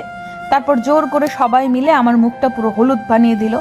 শাড়ি পরে এমনিতেই আমার অবস্থা নাজেহাল, তারপর হলুদ মাখাতে গিয়ে আরো খারাপ অবস্থা হয়ে গেল। সবাই মিলে অনেক মজা করলেও আবির ভাইয়ার কথা মনে হতেই আমার সব খুশি যেন উবে গেল। আমি হিমাকে নিয়ে মিশির রুমে চলে গেলাম, কারণ একমাত্র ওই রুমটাই ফাঁকা ছিল। এখন বাকি সব রুম লোকজনে ভর্তি। হিমাকে সবার মাঝখানে থেকে ওভাবে টেনে আনায় হিমা কিছুটা বিরক্ত আর অবাক হয়ে বলল, কি রে হিয়া, তুই আমাকে এভাবে টেনে আনলি কেন? আর এতক্ষণ তুই কোথায় ছিলি? আমি হিমাকে সবটা বলতেই ওর হলুদে মাখা মুখটা যেন মুহূর্তেই কালো হয়ে গেল। ও আমার হাত ধরে কান্না কান্না কণ্ঠে বলল, তুই এটা কি করেছিস হিয়া? তোকে না আমি বারণ করেছিলাম কাউকে না জানাতে, আর তুই আমার জমের কাছে কথাটা বলে দিয়েছিস। তুই এটা কেন করলি? তোর কথা বললে হয়তো আবির ভাইকে তোকে কিছুই বলতো না, তুই আমার কথা কেন বললি? দেখ হিমা, অভিক ভাইয়াও সত্যিটা জানে। আর আমি না বলে অভিক ভাইয়া যদি কথাটা আবির ভাইয়াকে জানাতো, তাহলে কি আমি মিথ্যাবাদী হতাম না? মাঝখান থেকে আমিও আবির ভাইয়ের কাছে খারাপ হয়ে যেতাম, আর সত্যিটাও জেনে যেত। এতে কি লাভ হতো বল? তার চেয়ে এখনই সত্যিটা জেনে গেছে, এটাই তো ভালো হয়েছে। পরে যা হয় হতো, তুই এখন ভাইয়াকে কেন জানালি? ভাই আমাকে খুন করে ফেলবে। এভাবে কান্না করলে তোর সব সাজ নষ্ট হয়ে যাবে কিন্তু। আর শোন, আবির ভাইয়া আমাকে কথা দিয়েছে যে তোকে কিছু বলবে না। ট্রাস্ট মি, আমার বিশ্বাস আবির ভাইয়া নিজের কথা রাখবে।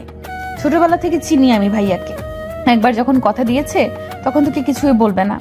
আর বললেও আমি তো আছি নাকি? আমাকে তোর ভরসা হয় না? তারপর অনেক বুঝিয়ে সুঝিয়ে হিমাকে শান্ত করে রুম থেকে বের হলাম। হিমাও কান্নাকাটি করে আমার মতো অবস্থা হয়েছে। একে তো মুখে মেকআপ, তার উপর হলুদ, তার উপরে এখন আবার কান্না করলো। তাই হিমা মুখ ধুতে চলে গেল। তখন আবির ভাইয়ার বান্ধবী নিশি আপু আমার দিকে এগিয়ে এসে বলল, তুমি তাহলে সেই হিয়া যার কথা আবির সবসময় বলে? আমার কথা আবির ভাইয়ার মুখে শুনেছেন? হ্যাঁ, আবির তো সারাক্ষণ তোমার গল্পই করে। হিয়ার এই পছন্দ, হিয়ার ওই পছন্দ, হিয়া এই খেতে ভালোবাসে, আরও অনেক কিছু। ওর মুখে তোমার গল্প শুনতে শুনতে এখন আমারও মুখস্থ হয়ে গেছে যে তোমার পছন্দ অপছন্দ কি। আর তুমি তো ছবির থেকেও বেশি সুন্দরী, যদিও এখন তোমার মুখ দেখে সহজে চিনার উপায় নেই। বলে হাসতে লাগলো নিশি আপু।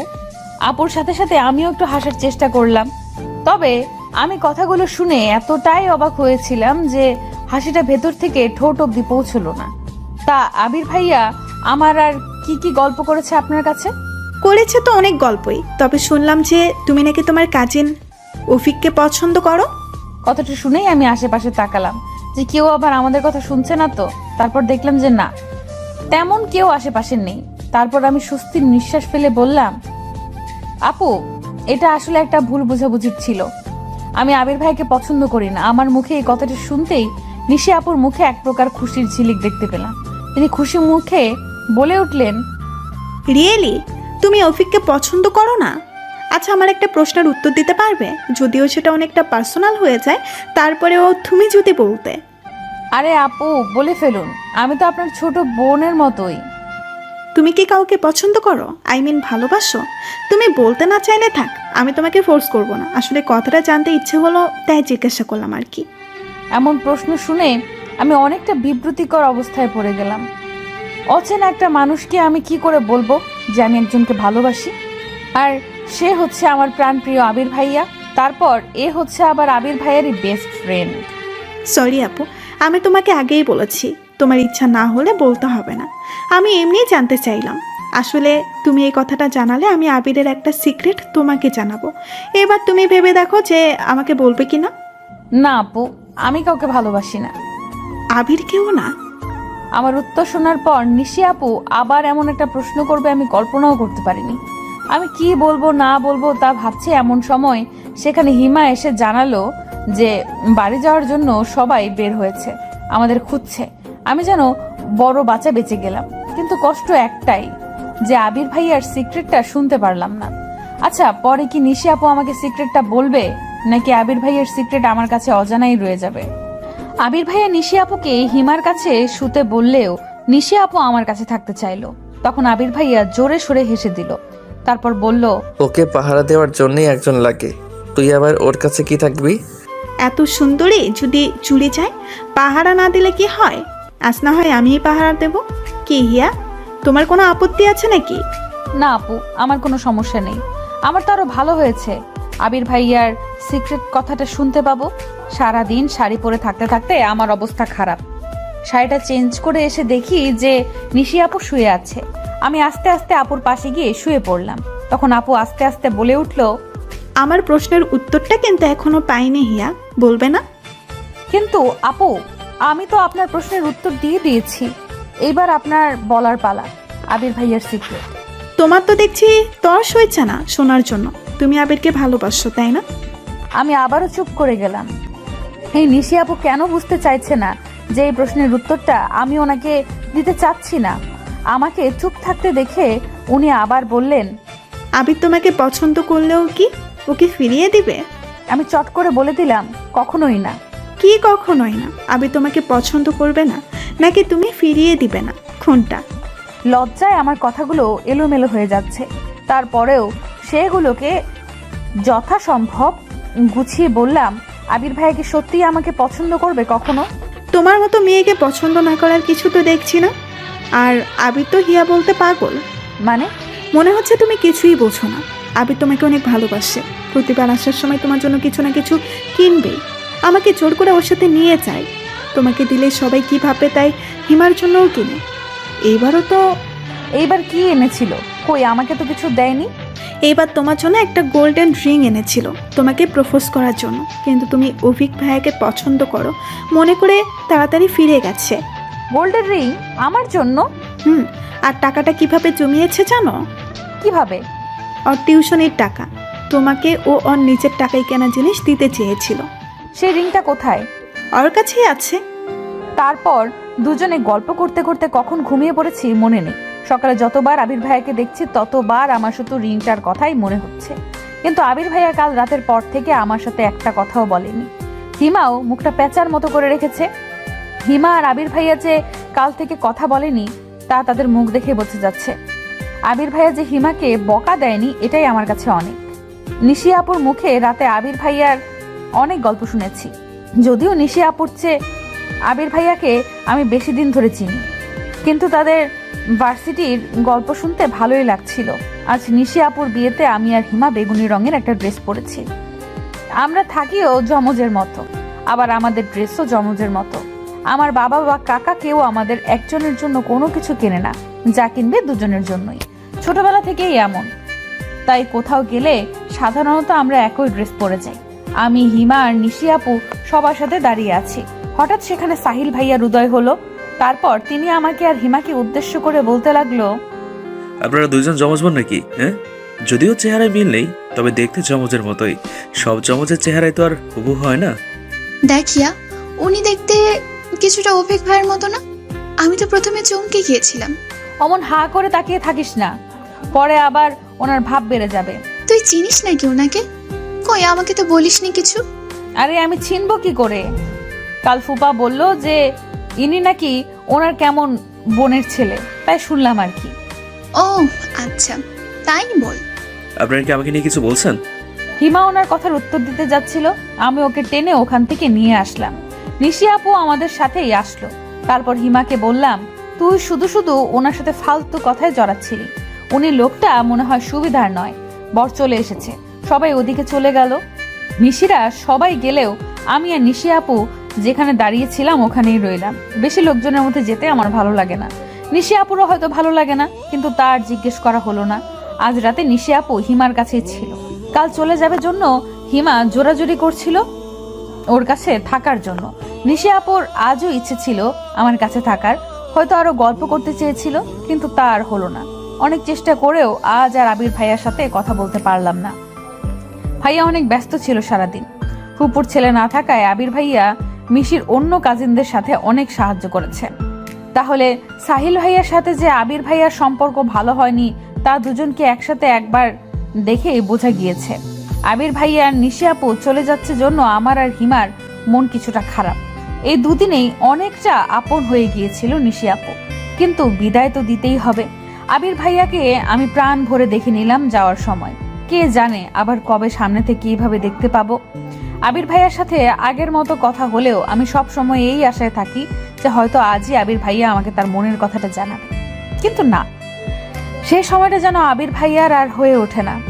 কথা বললে শুরুতেই বলবে ভালো করে পড়াশোনা করবি। আরে ভাই, পড়াশোনা ছাড়া কি মানুষের জীবনের কিছু থাকতে পারে না? সেই জন্য রাগ করে পরীক্ষার মধ্যে আবির ভাইয়ার সাথে আর কথাই বলিনি, কল করলেও ধরিনি। পড়াশোনার কথা শোনার জন্য আমি তার সাথে কথা বলবো? আজ আমার এসএসসি পরীক্ষা শেষ হলো। আজ ভেবে রেখেছি যে আবির ভাইয়ের সাথে অনেকক্ষণ কথা বলবো, কিন্তু আবির ভাইকে কল করার পর কল রিসিভ করেই বলল, আজ তো পরীক্ষা শেষ, তোর তো মজা। আমার সেকেন্ড ইয়ার ফাইনাল পরীক্ষা, আমার প্যারা শুরু। তা পরীক্ষা কেমন দিলি? অনেক ভালো হয়েছে। ভালো না চাই, রেজাল্টেই জানা যাবে। হিমাও তো বললো ভালো হয়েছে, তোদের ভালো কোনো বিশ্বাস নেই? কেন, শুধু কি আপনারাই ভালো রেজাল্ট করতে পারেন, আমরা পারি না? যত সব ঢং। কথাই চিড়ে ভেজে না, রেজাল্ট দিলেই দেখা যাবে। আচ্ছা এখন রাখি, আমি একটু বাইরে আছি, পরে কথা হবে বলেই কলটা কেটে দিল। রাগে আমার গা জ্বালা করছে। একে তো অপমান করলো, তার উপর আবার মুখের উপরে কল কেটে দিল।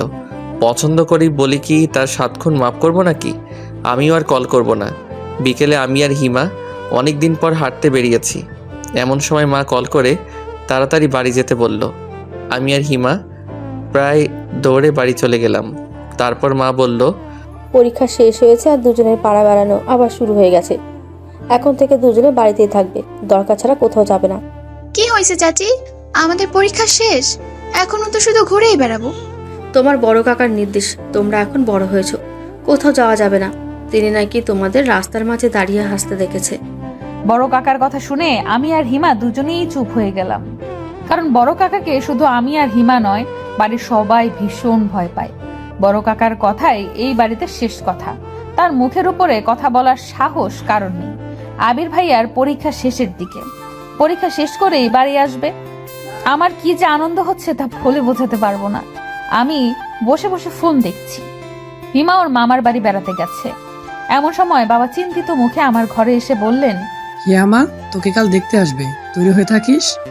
দেখতে আসবে মানেটা কি বাবা? তোমরা কি আমাকে আর পড়াতে চাও না?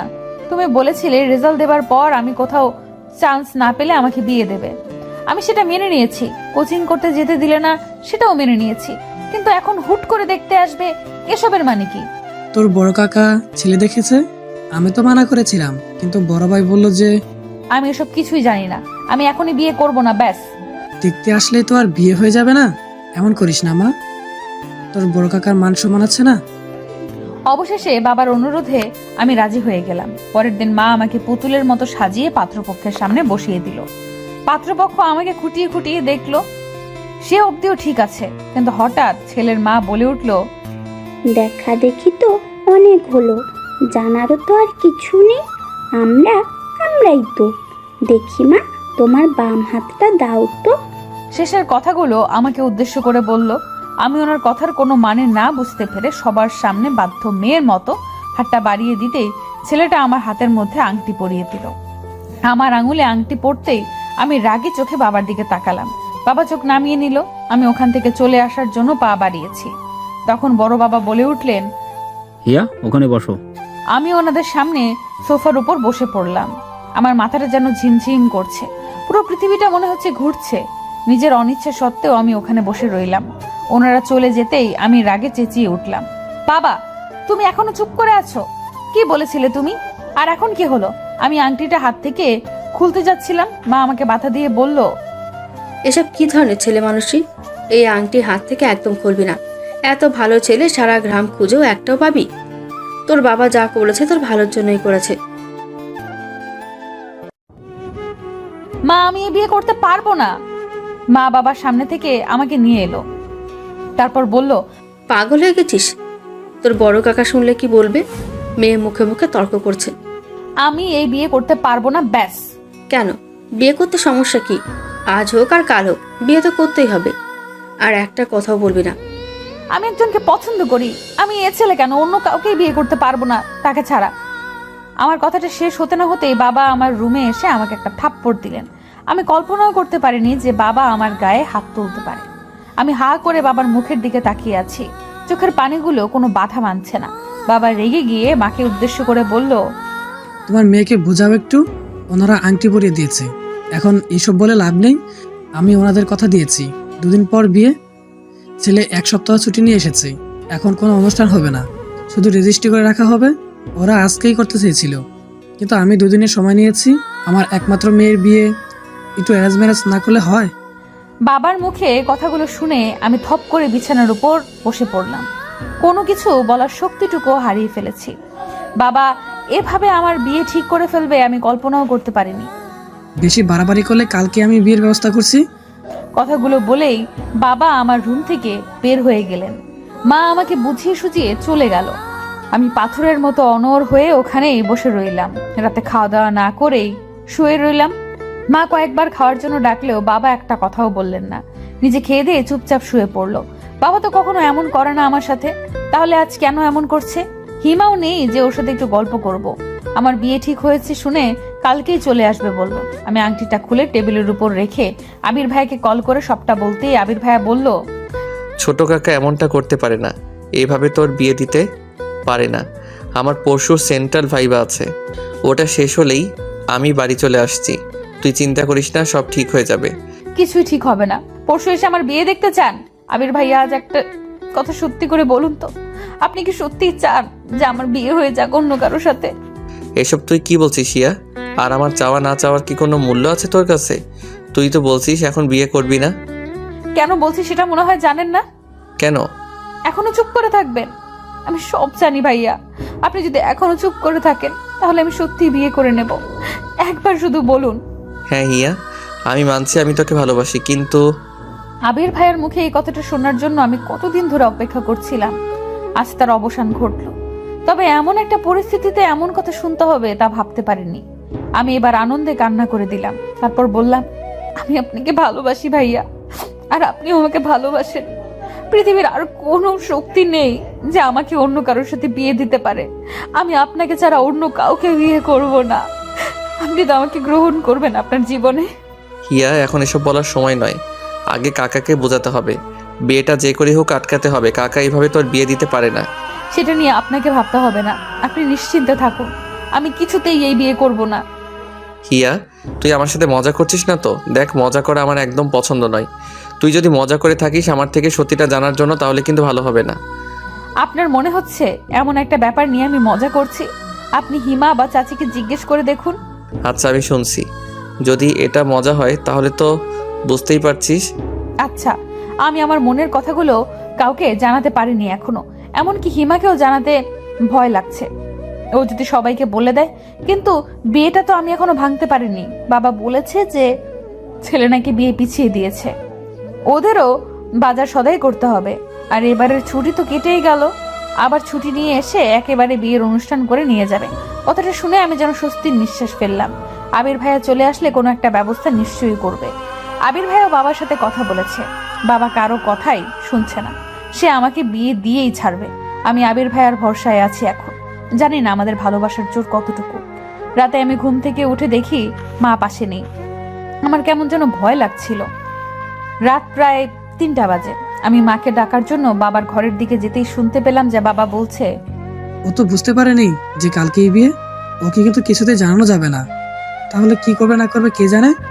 ওকে যে কোনো বিশ্বাস নেই এখন আমার। এখনো রাজি হয়নি বিয়েতে, তাই না? না, রাজি হতে হবে না, ভেবো না তুমি। এই বয়সে এমন পাগলামি একটু একটু করেই থাকে। তুমি শুধু ওকে একটু চোখে চোখে রেখো, ছেলেটা অনেক ভালো। বিয়ে হয়ে গেলেই দেখবে সব ঠিক হয়ে যাবে। আমার কিন্তু ভয় লাগছে। মেয়েকে এইভাবে জোর করে বিয়ে দেওয়াটা কি ঠিক? যদি বিয়ের পর সমস্যা করে তখন তো আরো সমস্যা হবে। তুমি বেশি ভেবো না তো, কত বিয়ে দেখলাম এমন, সব ঠিক হয়ে যাবে। আচ্ছা তুমি এবার যাও, ও আবার জেগে যেতে পারে। কথাগুলো শুনেই আমি কান্না করতে লাগলাম। আমার বাবা মা আমার সাথে এমন শত্রুতা কেন শুরু করে দিয়েছে আমি বুঝতে পারছি না। তার মানে কালকেই আমার বিয়ে দিবে? আমি যেন উল্টাপাল্টা কিছু না করে তাই আমাকে শান্ত করে রেখেছে কেন?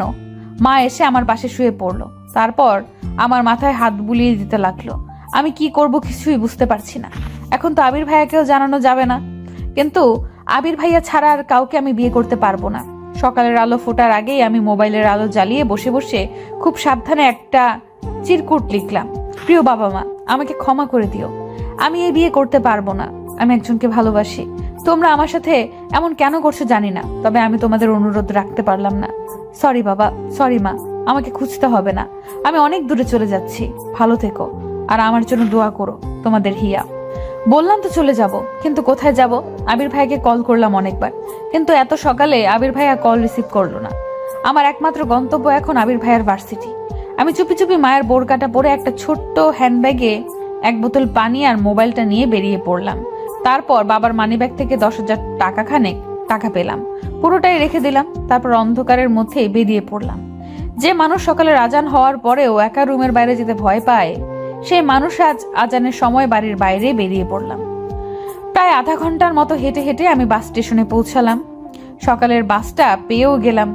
শহর আমাদের গ্রাম থেকে ততটাও দূরে নয়, 2 ঘন্টার মতো সময় লাগে। আমি বাসে উঠে স্বস্তির নিঃশ্বাস নিলাম। তার মানে এতক্ষণও চিঠিটা মনে হয় কারোর হাতে পড়েনি, নইলে এতক্ষণে এখানে লোক চলে আসতো। আমি অবশ্য বোরকা পরে থাকায় কেউ দেখলেও চিনতে পারছে না। এই যা বাচ্চা। বাস চলতে শুরু করলো। আমি আরো কয়েকবার আবির ভাইকে কল করলাম, কিন্তু রিসিভ করলো না। আমার পাশে এক মধ্যবয়স্ক মহিলা বসেছিল। উনি নিজের ফোনটা বের করে আমার দিকে বাড়িয়ে দিল। কোথায় যাবি মা? আমার মেয়েকে একটু কল দিয়ে দিবি? দেখ রিতা লেখা আছে।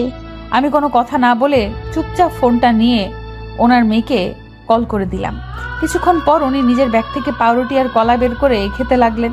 তারপর আমার দিকে একটা রুটি এগিয়ে দিয়ে বলল, নে মা, রুটিটা খেয়ে নে, আমার ছেলে কিনে দিয়েছে। আমি কি আর এত খেতে পারি?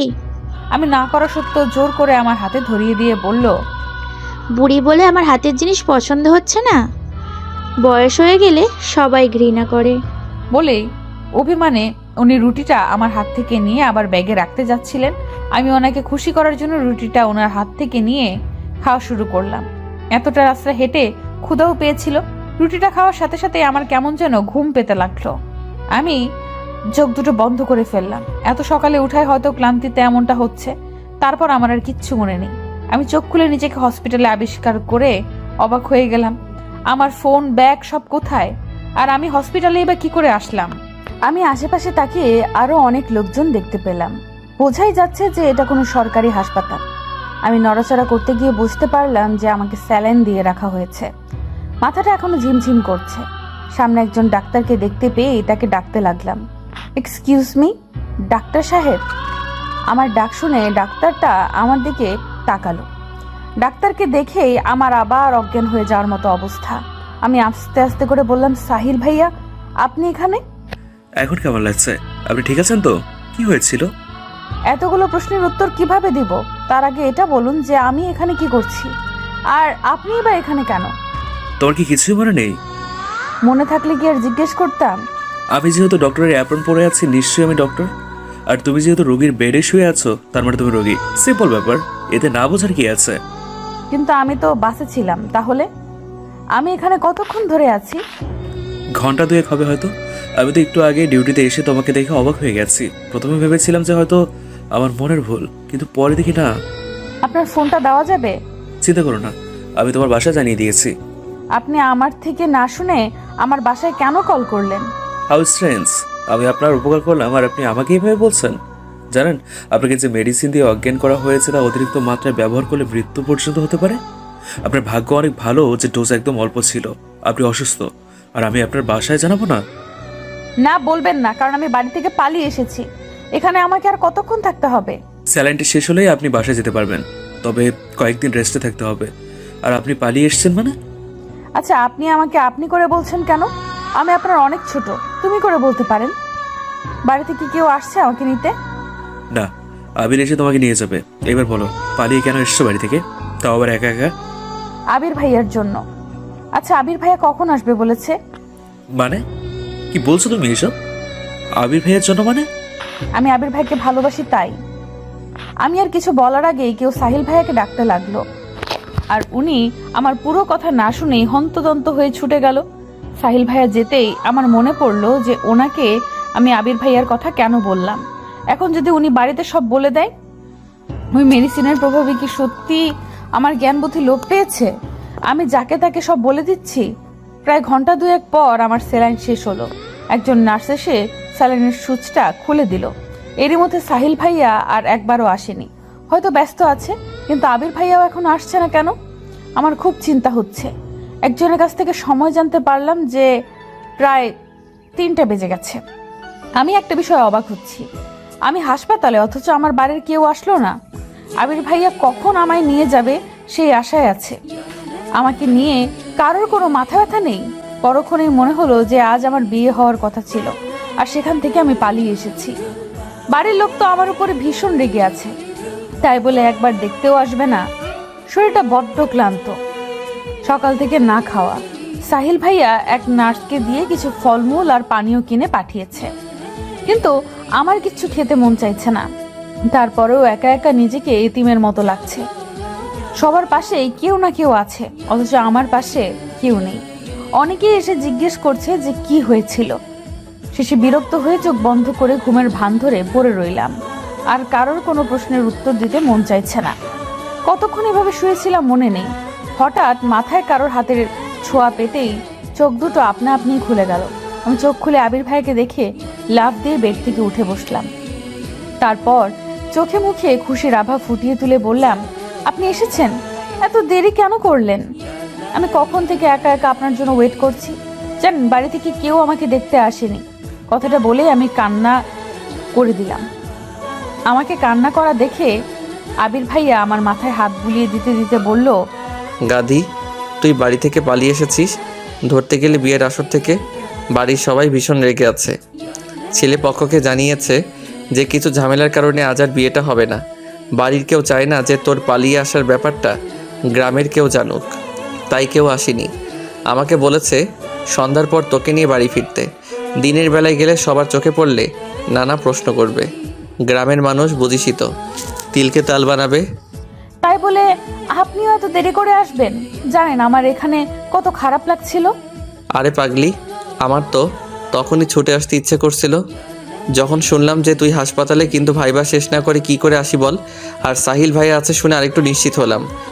আমি আর এখানে থাকবো না, আমি বাড়ি যাব। আমার ব্যাগ, টাকা, ফোন কিছুই নেই, সব নিয়ে গেছে। তুই ঠিক আছিস সেটাই আমার কাছে অনেক। সাহিল ভাইয়া বলেছে যে মেডিসিনের ডোজ একদম অল্প ছিল, কিছুদিন রেস্ট করলেই ঠিক হয়ে যাবি। এই তো একটু পরেই আমরা বের হব। কিছু খেয়েছিস? আমি নাসূচক মাথা নাড়ালাম। আবির ভাইয়া আমার পাশে রাখা খাবারগুলো দেখলেন, তারপর উনি নিজের আনা কমলার খোসা ছাড়িয়ে আমার মুখে পুরে দিলেন। ইচ্ছে না হলেও এবার আমি রাজরানীর মতো খেতে লাগলাম। এই প্রথম আবির ভাইয়া নিজ হাতে আমাকে কিছু খাইয়ে দিচ্ছে। আমি আবির ভাইয়ার হাতে খাচ্ছিলাম আর দু চোখ ভরে ওনাকে দেখছিলাম। আবির ভাইয়ার চোখে চোখ পড়তেই লজ্জায় আমি নিজের চোখ নামিয়ে নিলাম। সন্ধ্যার আগেই সাহিল ভাইয়ার সাথে দেখা করে আমরা বাড়ির পথে রওনা দিচ্ছি। তখন সাহিল ভাইয়া আবির ভাইকে লক্ষ্য করে বলল, যে মেয়েটা তোমার কাছে আসার জন্য এত বড় রিস্ক নিল, তাকে কখনো কষ্ট দিও না আবির। এমন ভালোবাসা কোথাও পাবে বলে আমার মনে হয় না। সাহিল ভাইয়ার মুখে এমন কথা শুনে আবির ভাইয়া কিছুটা বিস্ময় নিয়ে আর রাগ নিয়ে আমার দিকে তাকালো।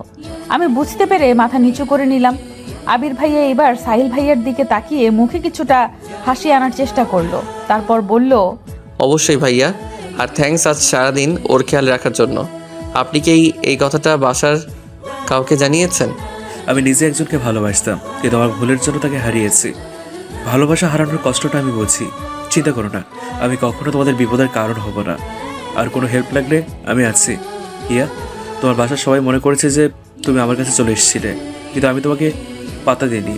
তাদের ফোন করে সবটা জানিয়ে দেওয়ার জন্য আমাকে থ্যাঙ্কস জানিয়েছে, আর তোমার হয়ে ক্ষমাও চেয়েছে। আবিরের জন্য এসে জানলে এতক্ষণে হয়তো। শেষের কথাগুলো সাহিল ভাইয়া আমাকে উদ্দেশ্য করে বলল। তার মানে আমার বাবা মা ভেবেছে যে আমি সাহিল ভাইয়াকে ভালোবাসি। হায় আল্লাহ! সাহিল ভাইয়ার মুখে কথাগুলো শোনার পর আবির ভাইয়া আমার হাতটা শক্ত করে চেপে ধরে বলল, আমি হিয়ার সুখের জন্য সব করতে পারি। আল্লাহর কাছে লাখ লাখ শুক্রিয়া যে আজ হিয়ার কিছু হয়ে যায়নি, নইলে আমি নিজেকে কখনো ক্ষমা করতে পারতাম না। কিভাবে তুমি ওকে রক্ষা করবে আবির? কি অধিকার আছে তোমার ওর উপর? ভালোবাসার জোর।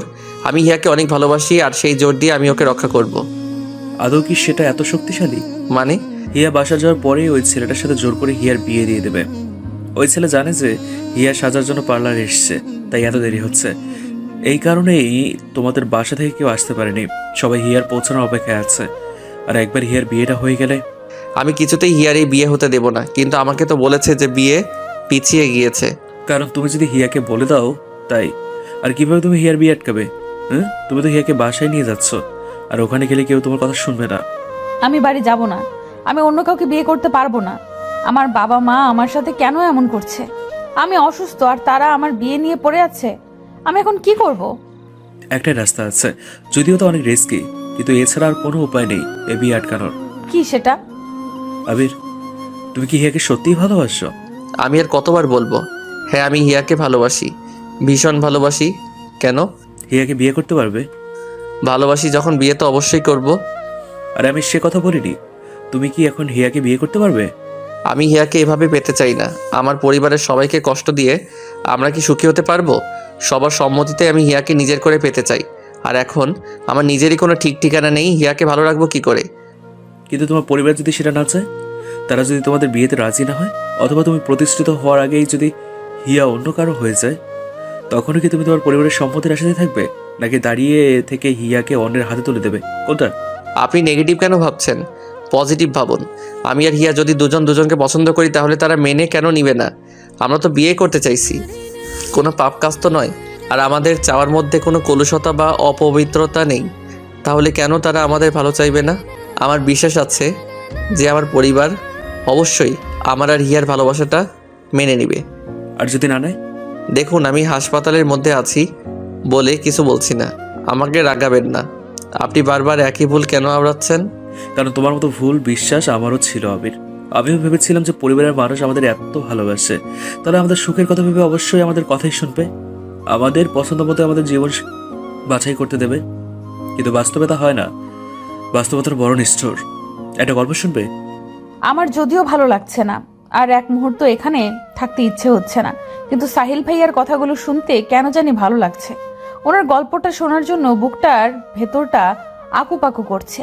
প্রথম দিন ওনাকে দেখে ভেবেছিলাম যে উনি খুব হাসি খুশি একজন মানুষ, কিন্তু আজ ওনার কথাগুলো শুনে মনে হচ্ছে যে এক বুক কষ্ট নিয়ে উনি মুখে হাসির প্রলেপ দিয়ে থাকেন। আবির ভাইয়া ভাবছিল কি বলবে না বলবে। আমি শরীরের সবটুকু শক্তি দিয়ে জোর করে বলে উঠলাম, আমি শুনবো। আমার কথা শুনে শুধু আবির ভাইয়া আর সাহিল ভাইয়া নয়, আশেপাশের আরো অনেকেই তাকালো। আমি মাথা নিচু করে ফেললাম। সাহিল ভাইয়া আমাদের উদ্দেশ্য করে বলল, আমার রুমে চলো, ওখানে গিয়ে বসে শুনবে। আবির ভাইয়া আমার দিকে রাগি চোখে তাকালো। আমি আবির ভাইয়ার থেকে চোখ নামিয়ে নিয়ে সাহিল ভাইয়ার পেছনে যেতে লাগলাম। সাহিল ভাই আবির ভাইয়ার দিকে তাকিয়ে মুচকি একটা হাসি দিল, কিচ্ছু বলল না। আবির ভাইয়াও উপায় না দেখে চুপচাপ আমাদের সাথে গেল। সাহিল ভাইয়ার রুমে বসার পর উনি ওনার গল্প বলা শুরু করলেন। অনেক বছর আগের কথা, আমি সবে কলেজে ভর্তি হয়েছি। সেখানে পরিচয় হয় আমাদের কলেজের ম্যাথ স্যারের মেয়ে অরুণিতার সাথে। আস্তে আস্তে পরিচয়, ভালো লাগা, তারপর কখন যে দুজন দুজনকে ভালোবেসে ফেলি তা আমরা কেউই বুঝতে পারিনি। আমরা যেহেতু ক্লাসমেট ছিলাম, তাই ফ্রেন্ড হিসেবে মেলামেশা করতাম। আমি ওকে অরু বলে ডাকতাম, আর ও আমাকে সাহি বলে ডাকতো। আমাদের ভালোবাসাটা ছিল বোবা ভালোবাসা, মানে কেউ কাউকে সরাসরি বলিনি যে ভালোবাসি, তবে দুজনেই দুজনকে ভালোবাসতাম তা বুঝতে পারতাম। আর এটা যে শুধু আমরা বুঝতে পারতাম তা নয়, কলেজের সবাই একসময় জেনে যায় যে আমি অরুকে ভালোবাসি। সবাই জানলেও ক্ষতি ছিল না, কিন্তু অরুর বাবা জানতে পেরে ভীষণ রেগে যান। উনি একজন শিক্ষক মানুষ, আর ওনার মেয়ে কিনা একটা ছেলের সাথে প্রেম করে বেড়াচ্ছে। হ্যাঁ, উনি ব্যাপারটা কিছুতেই মেনে নিতে পারেননি। আমাদের এইচএসসি পরীক্ষার আগেই ওর কলেজে আসা বন্ধ করে দেয়। আবার তো পড়াশোনা, নাওয়া খাওয়া সব যেন বন্ধ হয়ে যায়। ওর সাথে সব রকমের যোগাযোগ বন্ধ হয়ে যায়। ওর চিন্তায় চিন্তায় আমিও অসুস্থ হয়ে পড়ি। ওর বাবাকে অনেক অনুরোধ করি ওর সাথে একবার দেখা করার জন্য, কিন্তু উনি আমাকে পরীক্ষা দিতে দেবেন না বলে হুমকি দেয়। আমার বাবাকে ডেকে অপমান করে। বাবা আমাকে বকা দিতে চাইলেও পারে না, কারণ তখন আমার অবস্থা এমনিতেই খারাপ। আরও শুনবে আবির? তোমাকে বলছি, পুরোটা শুনবে কি? না শুনতে চাইলে জোর করবো না। তারপর বলুন, শুনছি তো। আর কি ওর আপুর সাথে আপনার দেখা হয়নি? ওনার কি বিয়ে হয়ে গেছে? বিয়ে হয়ে গেলেও তো একটা সান্ত্বনা থাকতো যে ও এখনো বেঁচে আছে। এই কথাটা শুনেই আমার বুকের ভেতরটা যেন শূন্যতায় ভরে গেল। আমি সাহিল ভাইয়ের দিকে করুণ চোখে তাকিয়ে বললাম, ওরু আপু কি বেঁচে নেই? শেষ পরীক্ষার দিন ওর বাবা চোখ ফাঁকি দিয়ে আমার কাছে এসেছিল, আমাকে বারবার বলেছিল ওকে নিয়ে যেন পালিয়ে যাই কোথাও, ওকে যেন বিয়ে করে নিই, তারপর যা হয় দেখা যাবে। আমি তখন অনেক ছোট, ওই সময় বিয়ে। আমি ওরকে বোঝাতে চেষ্টা করি যে আস্তে আস্তে সব ঠিক হয়ে যাবে। আমরা ভার্সিটিতে উঠলে তখন তো আর কেউ পাহারা দেবে না, ভার্সিটি আলাদা হলেও আমরা যোগাযোগ রাখবো, আর পড়াশোনা শেষ করে আমরা বিয়ে করে নেব। ও সেদিন অনেক কান্না করেছিল, কিন্তু সেই কান্নার সুরগুলো আমার কানে তখন পৌঁছেনি। আজ আমার কানে সেই সুর বাজে। মাঝে মধ্যে আমি ওর সেই নিদারুণ কান্না শুনতে পাই। সেদিন ওর বাবা আমাদের খুঁজে বের করে। এরপর আমাকে আর ওরকে বোঝাচ্ছে আমাদের পড়াশোনা শেষ হলে উনি নিজে আমাদের বিয়ে দেবে। ওর ওনার সাথে সেদিন যেতে চেয়েছিল না, আমি জোর করে ওর বাবার সাথে পাঠিয়ে দিয়েছিলাম। ওর সেই করুণ চাউনিটা আজও আমার চোখের সামনে ভাসে। সেদিন যদি ওকে যেতে না দিতাম, তারপর আবার ওর সাথে যোগাযোগ বন্ধ হয়ে যায়। আমি ভাবলাম যে হয়তো বাসায় পড়াশোনা করছে, আমিও মেডিকেলের জন্য কোচিং করায় ব্যস্ত হয়ে পড়লাম। আমাকে যে ওর জন্য কিছু করতে হবে। আমি ভেবেছিলাম যে মেডিকেলে চান্স পেলে ওর বাবা আমাকে হাসি মুখে মেনে নেবে। এরপর সেদিন আমার অ্যাডমিশন ছিল। সকালে একটা আনা নম্বর থেকে কল আসলো। আমি রিসিভ করতে ওর কান্নার আওয়াজ শুনতে পেলাম। ওর কান্না করে বলেছিল যে ওর বাবা নাকি ওর বিয়ে ঠিক করে ফেলেছে। সেদিন ওর বিয়ে ছিল। অনেক কষ্টে একজনের ফোন থেকে লুকিয়ে আমাকে ফোন করেছিল। আমি বলেছিলাম যে পরীক্ষাটা দিয়েই আমি ওর বাসায় যাব, ওর বাবার সাথে কথা বলবো। অনেক কান্না করেছিল সেদিনও। আর আমি অ্যাডমিশন নিয়ে ব্যস্ত ছিলাম। আমরা কত স্বার্থপর। সেইটুকুই ছিল ওর সাথে আমার শেষ কথা। ওর সেদিন আমার জন্য অনেকক্ষণ অপেক্ষা করেছিল। আমিও গিয়েছিলাম, তবে দেরি করে।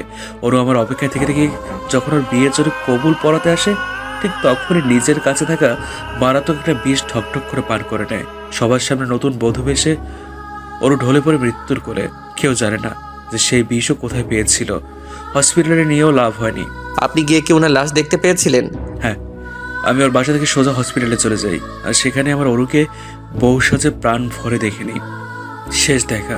আচ্ছা আবির, আর যদি হিয়ার কিছু হয়ে যেত, তুমি নিজেকে ক্ষমা করতে পারতে? এবার বলো। আমি হিয়াকে বিয়ে করতে চাই, আপনি সাহায্য করবেন?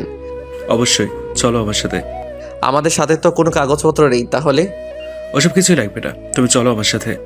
তারপর উনি আমাদের ওই হসপিটালের মসজিদের সামনে দাঁড় করিয়ে ভেতরে চলে গেলেন। আমি আর আবির ভাইয়া চুপচাপ ওনার অপেক্ষা করতে লাগলাম।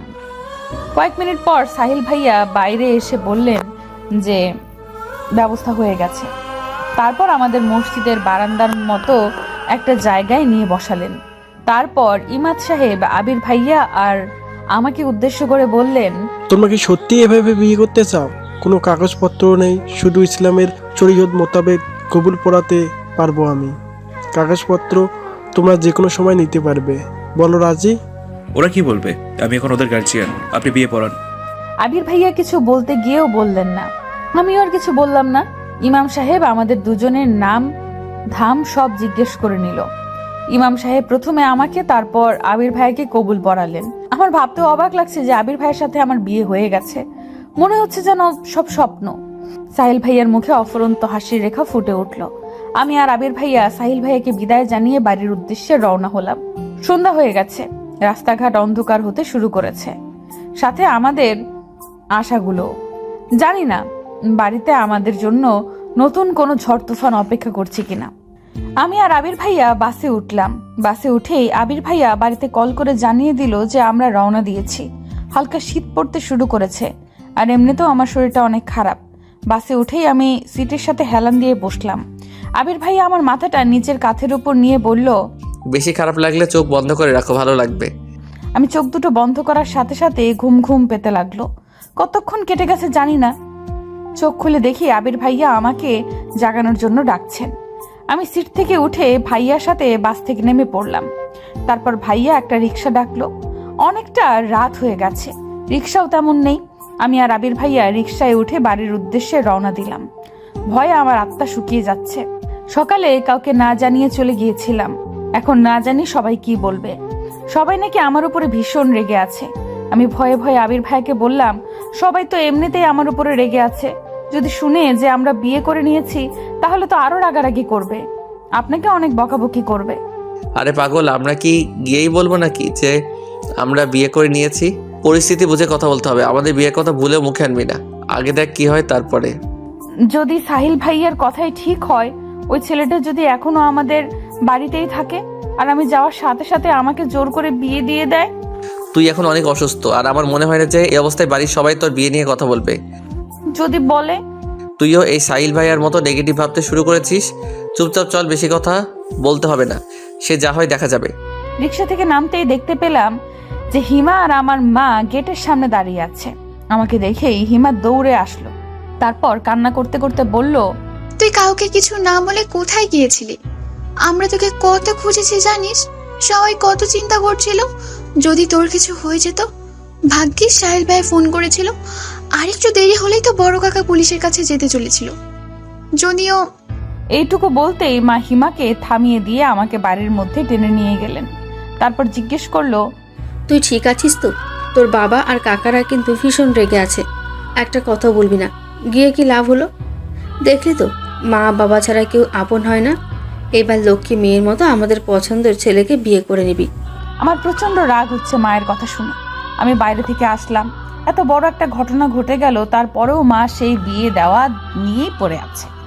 আমি কিছুটা রেগে গিয়ে বললাম, মা তুমি আমার চিন্তা করা বাদ দিয়ে এখনো বিয়ের চিন্তা করছো? আমি বলছি তো আমি অন্য কাউকে বিয়ে করতে পারবো না।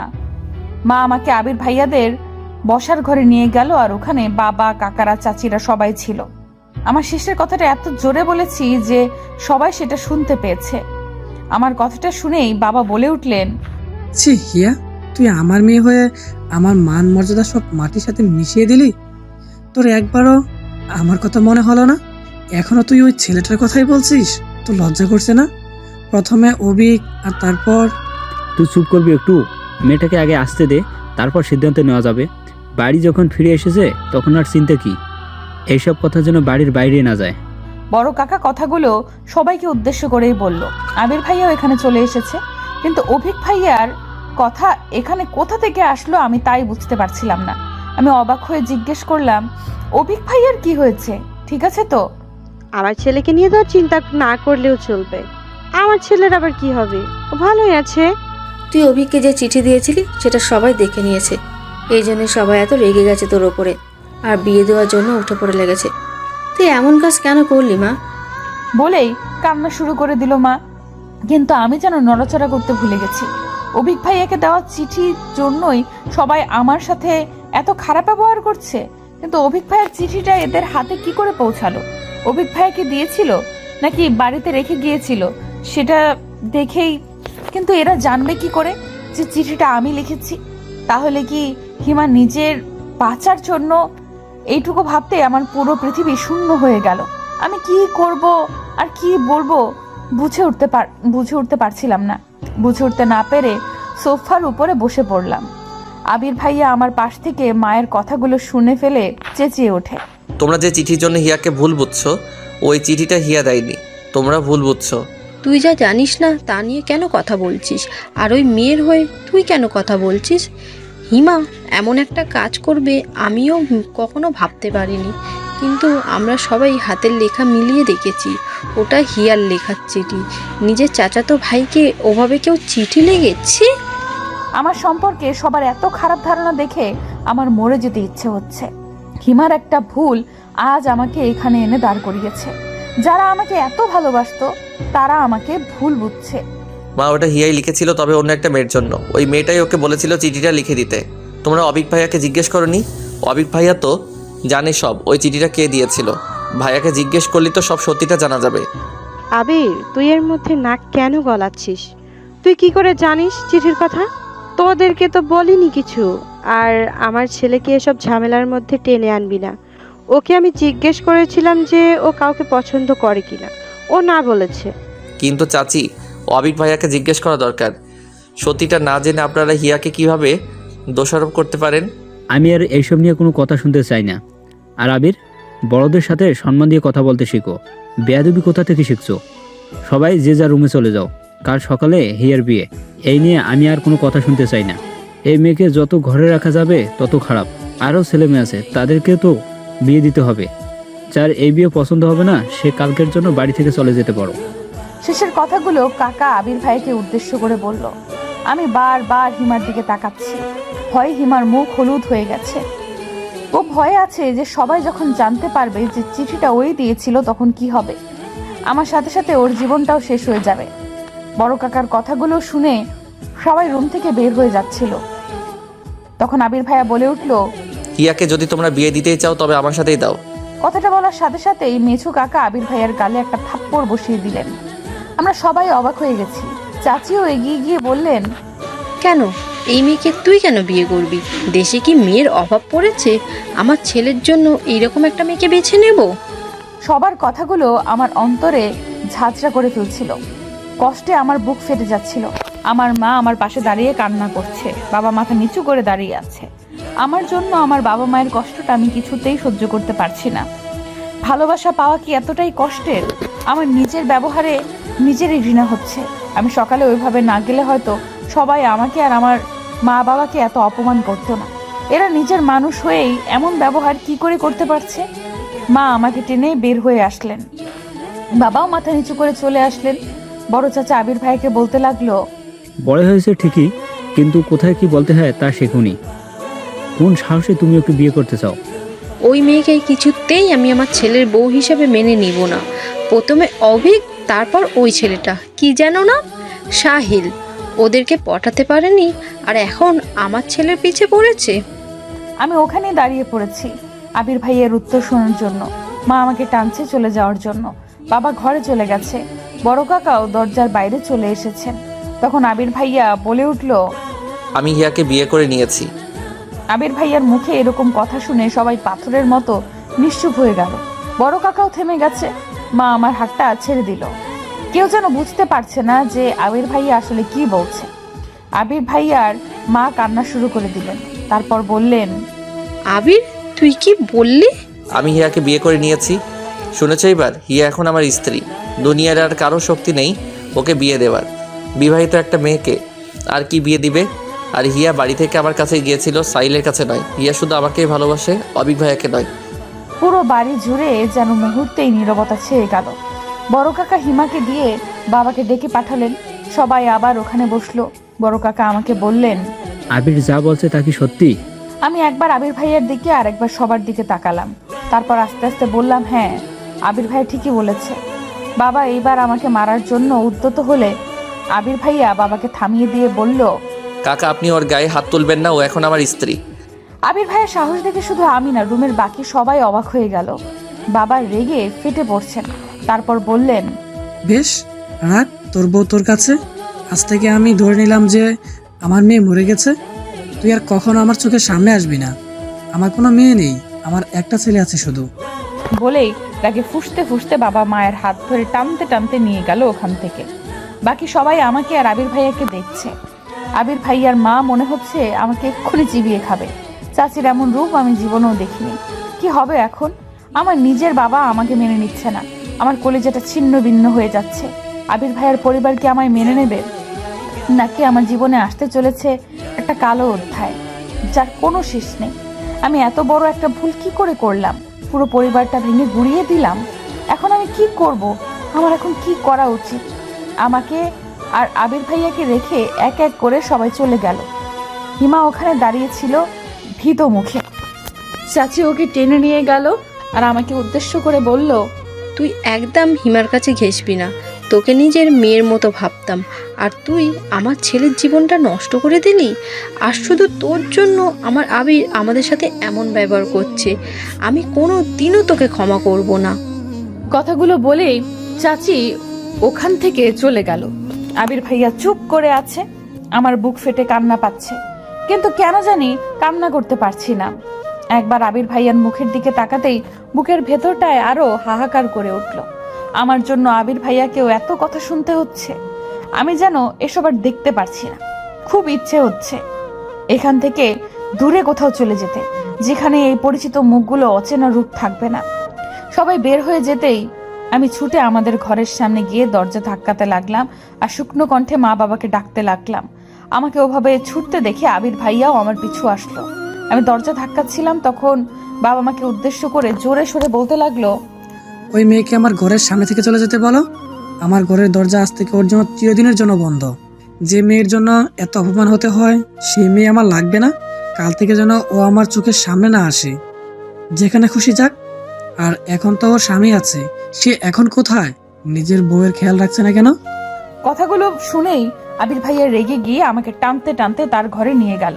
আমি নির্লিপ্ত গলায় বললাম, সবাই আমাকে এত ঘৃণা কেন করছে? আমি মারা গেলেই ভালো হতো, তাই না ভাইয়া? আমি এই কথা বলার সাথে সাথেই আবির ভাইয়া ওনার হাত দিয়ে আমার মুখ চেপে ধরলেন। তারপর একটা ধমক দিয়ে বললেন, আর একবার ওইসব আজে বাজে কথা মুখে আনবি না। তোর কিছু হয়ে গেলে আমি কি করব? আর ভাইয়া কি? হ্যাঁ, এখন থেকে আর কখনো যেন ভাইয়া না শুনি। তোর জন্য আমি নিজের মানুষগুলোর সাথে এভাবে লড়ছি, আর তুই এসব কথা বলছিস? জানি না এদের কবে বোঝাতে পারবো। এমন সময় দরজায় কেউ ধাক্কা দিচ্ছিল। আবির ভাইয়া আমাকে বিছানায় বসিয়ে রেখে দরজা খুলতেই মেজু কাকা বললেন, আজকের রাতটা থাকতে দিলাম, কাল সকালে যেন আমি ওই মেয়েটাকে আমার বাড়িতে না দেখি। আশা করি আমার কথাটা বুঝতে পেরেছিস। চাচ্ছু? আমি এখানে আমার ছেলের সাথে কথা বলছি। বাবা, ওকে নিয়ে আমি এখন কোথায় যাব? তুমি এভাবে আমাদের বের করে দিলে আমাদের রাস্তায় যাওয়া ছাড়া আর কোনো উপায় থাকবে না। প্লিজ বাবা। আমি তো তোকে কোথাও যেতে বলিনি, কিন্তু ওই মেয়েটার জন্য এই বাড়িতে কোনো জায়গা নেই। ওকে ওর বাড়িতে ফিরিয়ে দিবি। কিভাবে দিবি সেটা নিশ্চয়ই আর বলে দিতে হবে না। বাবা, আমি ওকে বিয়ে করে নিয়েছি, ও এখন থেকে আমার সাথেই থাকবে। তাহলে আমার আর কিছু করার নেই। তোর মতো অবাধ্য ছেলের আমার দরকার নেই। আর একটা কথা শুনে রাখ, এখন থেকে আমি আর তোর পড়াশোনার খরচ দিতে পারবো না। যে মানুষ বউ চালাতে পারে সে পড়ার খরচটাও জোগাতে পারবে। বলে দরজাটা খট করে ধাক্কা দিয়ে বের হয়ে গেল কাকা। আবির বিষণ্ণ মুখে আমার পাশে বসে পড়ল।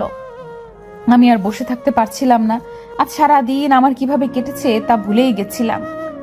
তা মনে পড়তেই মাথাটা ঝিমঝিম করতে লাগলো।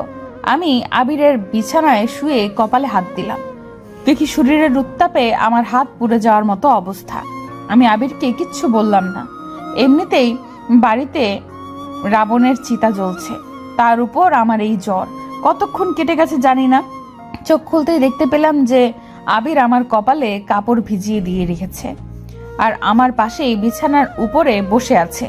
আমি চোখ খুলতেই হন্তদন্ত হয়ে বলল, এখন কেমন লাগছে? ঘুম হয়েছে কি একটু? কিছু খেয়ে ওষুধটা খেয়ে নেন। আমি মাথাটা তোলার চেষ্টা করে ব্যর্থ হলাম। আবির নিজে আমার মাথার নিচে বালিশ দিয়ে আমাকে বসিয়ে দিল। তারপর খাবারের প্লেটটা আমার সামনে এনে নিজ হাতে মাখিয়ে বলল, দেখি এবার হা কর। ভাইয়া সরি, মানে আমি বলছিলাম যে আপনি আমার মাকে একটু ডেকে দিন, আপনি ঘুমিয়ে পড়ুন, আর আমার হাত দিয়ে আমি খেতে পারবো। আর এত রাতে আপনি খাবার আর ওষুধ কোথায় পেলেন? হিমা দিয়েছে। আর দেখ হিয়া, এখন তুই অসুস্থ, একদম বেশি কথা বলবি না। তোর মা এখন ঘুমিয়ে পড়েছে, চুপচাপ খেয়ে ওষুধটা খেয়ে ঘুমিয়ে পড়। আমি আর কিছু না বলে বাধ্য মেয়ের মতো খাবারটা খেতে লাগলাম। তারপর আব্রিলকে উদ্দেশ্য করে বললাম, আপনি কি কিছু খেয়েছেন? আমাকে নিয়ে তোর চিন্তা করতে হবে না, আমার অভ্যাস আছে। আপনিও খান আমার সাথে। আপনি না খেলে আমিও আর খাবো না। হিয়া, জিদ না করে খেয়ে নে, অনেক রাত, এখন বেশি কথা বলিস না। অবশেষে আমার জিদের কাছে আবির হেরে গেল আর ও নিজেও আমার সাথে খেয়ে নিল। তারপর আমি ওষুধ খেয়ে কখন ঘুমিয়ে পড়েছি মনে নেই। সকালের আলো ফুটেছে মাত্র। আমার শরীরটা এখন অনেকটা সুস্থ। আমি বাথরুম থেকে ফ্রেশ হয়ে এসে দেখি যে আবির ঘুমাচ্ছে। আমি ওনার মায়াবী মুখটার দিকে অপলক দৃষ্টিতে তাকিয়ে আছি। এমন সময় দরজায় ধাক্কার আওয়াজে আমি চমকে ঘুম ভাঙে। আমি দরজা খুলতেই হিমা হন্তদন্ত হয়ে রুমে প্রবেশ করেই আশেপাশে দেখে দরজাটা বন্ধ করে দেয়। আমি অবাক হয়ে জিজ্ঞেস করলাম, এত সকালে তুই? কি হয়েছে, এমন হাঁপাচ্ছিস কেন? তোর জ্বর তো এখন নেই। শোন, তোকে যা বলতে এসেছি, তুই কি সত্যি আবির ভাইকে ভালোবাসিস? না মানে আমি বলতে চাচ্ছিলাম যে আমাদের দেখে তোর কি মনে হয় আমরা সবাইকে কষ্ট দিচ্ছি নাটক করার জন্য? তোর একটা চিঠি পুরো পরিবারকে ভেঙে দিচ্ছে, আর তুই আমাকে জিজ্ঞেস করছিস আমি তোর ভাইকে ভালোবাসি কিনা? তোকে বাঁচাতে আমরা চুপ করে আছি, আর তুই কিনা। সরি হিয়া পাখি, আমাকে মাফ করে দে। আমি বুঝতে পারিনি যে এই বিষয়টা এত দূর করাবে। তুই আমাকে হেল্প করেছিস আর আমি তোকে হেল্প করব না? তুই কি বলতে চাচ্ছিস সীমা? তুই আবির ভাইকে সত্যি ভালোবেসে থাকলে এখনই এখান থেকে চলে যা। হিমা, এসব তুই কি বলছিস? আমরা পালাবো কেন? এখন তো সবাই ব্যাপারটা জেনেই গেছে। আজ হোক আর কাল হোক সবাই মেনে নেবেই, আমরা তাদের সন্তান। বড় কাকা এসেছে, কি বলছে শুনলে তুইও পালাতে চাইবি। কিরে হিমো, এত সকালে তুই? কিছু হয়েছে? ভাইয়া তুমি তাড়াতাড়ি উঠে রেডি হও। রেডি হব মানে কি বলছিস তুই এসব? হিয়াকে নিয়ে এক্ষুনি বাড়ি থেকে চলে যাও। হিমো, তুই কি পাগল হয়ে গেছিস নাকি? আর সবার মতো তুই আমাদের তাড়ানোর জন্য উঠে পড়ে লেগেছিস? বড় কাকা এসেছে, বাবা আর কাকারা সবাই কথা বলছে ওই ঘরে, আমি মাত্র শুনে আসলাম। কি বলছে সবাই? বড় কাকারা আর সবাই মিলে এই সিদ্ধান্ত নিয়েছে যে এখনকার মতো তোদের মেনে নেবে, কিন্তু কাউকে কিছু জানাবে না। তারপর আবির ভাইয়া চলে যাওয়ার পর তোদের ডিভোর্স পেপার রেডি করবে, আর সেখানে যেভাবেই হোক একবার তোমাদের সাইন পড়লেই সব শেষ। হিয়া তোকে আবার বিয়ে দিয়ে দেবে, আর বিয়েটা তখনই দেবে যখন আবির ভাইয়া শহরে থাকবে। আবির ভাইয়া যেন তা জানতে না পারে, তার জন্য। আর একবার বিয়েটা হয়ে গেলেই খেল খতম। আর বাবা আর মেজো কাকা বড় কাকার ওই আইডিয়ার সাথে একমত হয়েছে। আমি সাধারণত এত সকালে উঠি না, কিন্তু সবার চেঁচামেচি শুনে উঠে এসব শুনতে পাই। ওরা এখনো সব কিছু প্ল্যান করছে, কিভাবে কি করবে। আমি তো ওদের কাছে ছুটে এলাম এসব জানানোর জন্য। মগের মুল্লুক পেয়েছে নাকি? আমরা কি ছোট বাচ্চা নাকি যে উল্টাপাল্টা বোঝাবে আর তাই বুঝবো? আমি কিছুতে এসব হতে দেব না। আর আমাদের ডিভোর্স পেপার কি করে পাবে? আমাদের তো তুই ভাইয়া আসলেও কি তোমরা বিয়ে করেছো নাকি সব? চুপ করবি? এত বেশি কথা কেন বলিস? বিয়ে না করলে এত বড় মিথ্যে কথা বলার সাহস হচ্ছে আমাদের? আমরা বিয়ে করেছি, তবে কি? আসলে আমাদের কাগজ এখনো হাতেই পাইনি, তাই না? আর আমরা কিছুতেই বড় কাকার ফাঁদে পা দেব না। তার আগে বল, তুই কি 100% শিওর? 100% মানে 1000% শিওর। আর কিছুক্ষণ থাকলে ওরা চলে আসবে। আর ওদের হাতে পড়লে পালানোর রাস্তা খুঁজে পাবে না। তখন না পারবে বাড়ি থেকে বের হতে, আর না পারবে ওনাদের মুখের উপর কথা বলতে। বাবা তো সকালে চলে যেতেই বলেছিল, তাই এখন যাওয়াটাই যুক্তিযুক্ত। বাড়িতে থাকলেই ঝামেলায় পড়তে হবে। পরে সব ঠিকঠাক হলে বাড়ি চলে এসো ভাইয়া। এখন তুমি হিয়াকে নিয়ে বেরিয়ে পড়ো। কি যাবে? আচ্ছা ঠিক আছে, আমরা এখনকার মতো চলে যাচ্ছি। তুই আমাদের আপডেট জানাস। কিরে তুই কথা বলছিস না কেন? যাবি না আমার সাথে নাকি তুই? অবশ্যই, আমি এখানে থাকলে তো আমাকে বিয়ে দিয়ে দিবে। আমি একাই আপনার কাছে চলে গিয়েছিলাম, আর এখন তো আপনার সাথেই যাব। এখন আর ভয় কি? ভয় হচ্ছে না? কিসের ভয়? আমি কোথায় নিয়ে যাব, কিভাবে রাখবো, কি খাওয়াবো, এসব ভেবে চিন্তা হচ্ছে না? আপনি যেখানে নিয়ে যাবেন আমি সেখানেই যাব। আপনি যেখানে থাকবেন আমিও সেখানেই থাকবো। আর আপনি যা খাবেন আমিও তাই খাবো। কষ্ট হলে সহ্য করতে পারবি? আপন মানুষদের থেকে এত কষ্ট যে মেয়ে হজম করতে পারে, সে অন্য যে কোনো কষ্ট হাসি মুখে বরণ করে নিতে পারে। আপনি শুধু আমাকে এখান থেকে দূরে নিয়ে চলুন। আমি আর এদের এমন ঘৃণার চাহনি সহ্য করতে পারছি না। আমি হিয়ার ঘরে যাচ্ছি, ওর কিছু প্রয়োজনীয় জিনিস নিয়ে আসছি। সবাই এখন বসার ঘরেই আছে। তোমরা তাড়াতাড়ি রেডি হয়ে নাও, বেশি দেরি করা যাবে না। আবির ফ্রেশ হয়ে আসতে আসতে হিমাও একটা ছোটখাটো ব্যাগ নিয়ে হাজির হলো। ওই ব্যাগে কি আছে আমি নিজেও জানি না। ব্যাগের সাথে সাথে হিমা কিছু টাকাও তুলে দিল আবিরের হাতে, আর বলল, কিছু আমার জমানো টাকা, কিছু মায়ের জমানো টাকা, আর কিছু বাবার টাকা থেকে নিয়েছি। কত আছে জানি না, তবে 15-20 হাজার হবে হয়তো। তুই সবার টাকা চুরি করেছিস কেন? এসব নিয়ে এখন তোমার ভাবতে হবে না। মা বাবা যা বলে সেটা পরে দেখা যাবে। তারা এমনিতেই বুঝবে যে টাকাগুলো তুমি নিয়ে গেছো, আমার কিছু হবে না। আর তুমি না থাকলে গালাগালি কাকে করবে? তোমরা তাড়াতাড়ি বের হও, আর হিয়ার খেয়াল রেখো, ও বাইরে কখনো থাকেনি তো। সেটা তোকে বলে দিতে হবে না। তুই নিজের খেয়াল রাখিস, আর এমন কোনো ভুল করিস না যা পুরো পরিবারের জন্য অভিশাপ বয়ে আনে। আমরা বের হব, আর তখনই দেখি যে আমার মা আমার দিকেই আসছে। তারপর কান্না বিজড়িত কণ্ঠে বলল, হিয়া, সবাই তাদের মেনে নিয়েছে। আবিরের পড়াশোনা শেষ হলে তাদের ধুমধামে বিয়ে দিয়ে দেবে। মায়ের আশা দেখে আবির ব্যাগটা খাটের তলায় লুকিয়ে ফেললো। হিমাও দরজার আড়ালে লুকিয়ে পড়লো। আমি মাকে জড়িয়ে ধরে কাঁদতে লাগলাম। তারপর বললাম, সবাই কোথায় মা?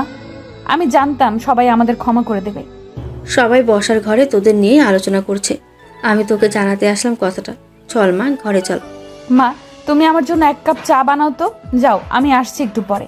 মা খুশি মনে ওখান থেকে চলে যেতেই আমি আর আবির পা টিপে টিপে বাড়ি থেকে বেরিয়ে পড়লাম। হিমা বারবার দেখছিল যে কেউ আসছিল কিনা। অবশেষে আমরা সফলভাবে রাস্তায় পৌঁছে গেলাম। রাস্তায় কোনো রিক্সা ছিল না। আমরা হেঁটেই কিছু দূরে গেলাম। তারপর আবির কেউ একজনকে ফোন করে আসতে বলল। কিছুক্ষণ পর একটা রিক্সাওয়ালা আসতেই বুঝতে পারলাম যে আবির ওই রিক্সাওয়ালাকেই আসতে বলেছিল। আবির তাড়াতাড়ি রিক্সা চালাতে বলল, কেউ এসে পড়লে সব পণ্ড হয়ে যাবে। বাসে ওঠার আগে আবির হালকা কিছু নাস্তা আর পানীয় কিনে নিল দোকান থেকে। তারপর বাসে উঠেই আমরা নাস্তা করে নিলাম। আমার খেতে ইচ্ছে হচ্ছিল না, কিন্তু আবিরকে দেখলাম গোগ্রাসে গিলছে। হয়তো অনেক ক্ষুধা লেগেছে। আমরা দুজনেই চুপচাপ বসে আছি। আমি নীরবতা ভঙ্গ করে বললাম, আমরা এখন কোথায় যাচ্ছি? সর্বপ্রথম কেন কাজী অফিসে যেতে হবে? কিন্তু আমরা তো অলরেডি বিয়ে করে নিয়েছি, তাহলে আবার কাজী অফিসে কেন? এইভাবেই বিয়ে করে কি আমরা স্বামী স্ত্রী হইনি? আবার বিয়ে করতে হবে? আরে কাদি, কাগজে কলমে আমাদের বিয়ের রেজিস্ট্রি না থাকলে কেউ কি বিশ্বাস করবে সে আমরা বিবাহিত? তার জন্য। ও আচ্ছা। এখন কেমন লাগছে? খারাপ লাগছে খুব? ভালোই লাগছে। আপনি পাশে থাকলে খারাপ লাগা আমার ধারে কাছেও ঘেঁষতে পারে না। শেষের কথাগুলো বিড়বিড় করে বলায় হয়তো আমি শুনতে পাইনি, তাই আবার বলল, অমন বিড়বিড় করছিস কেন? যা বলার জোরে বল। না কিছু না। বাড়ি থেকে আবিরকে কল করেই যাচ্ছে। আবির কল রিসিভ করছে না। একটু পরেই হিমা কল করলো। আবির ফোনটা রিসিভ করতেই চাচির কণ্ঠ ভেসে এলো, আবির কোথায় তুই বাবা? তোর বাবা কাকারা সব মেনে নিয়েছে, বাড়ি ফিরে আয় বাবা। তুই আমাদের কিচ্ছু না জানিয়ে এভাবে চলে যেতে পারলি? কোথায় তুই বাবা? তাড়াতাড়ি বাড়ি আয়, সবাই তোদের জন্য অপেক্ষা করছে, আর কেউ কিচ্ছু বলবে না। মা, আমরা চলে এসেছি, অনেক দূর এসে পড়েছি, এখন আর ফিরে যাওয়া সম্ভব নয়। তুমি সবাইকে বলো যে কিছুদিন পর আমি হিয়াকে নিয়ে চলে আসবো। কিন্তু বাবা তুই তো হোস্টেলে থাকিস, হিয়াকে নিয়ে কোথায় থাকবি? পাগলামি করিস না বাবা, ফিরে আয়। আমি পাশে থাকায় আবির আর চাচির সব কথাগুলো শুনতে পাচ্ছিলাম। চাচি কথাগুলো বলা শেষ করতে না করতে ফোনের ওপাশ থেকে একটা মোটা পুরুষ কণ্ঠ ভেসে এলো। আমার বুঝতে বাকি রইল না যে এটা বড় কাকা। আবির, তুই যেখানে থাকিস না কেন হিয়াকে নিয়ে এক্ষুনি বাড়ি চলে আয়। তোর সাহস হয় কি করে বাড়ির মেয়েকে নিয়ে পালানোর?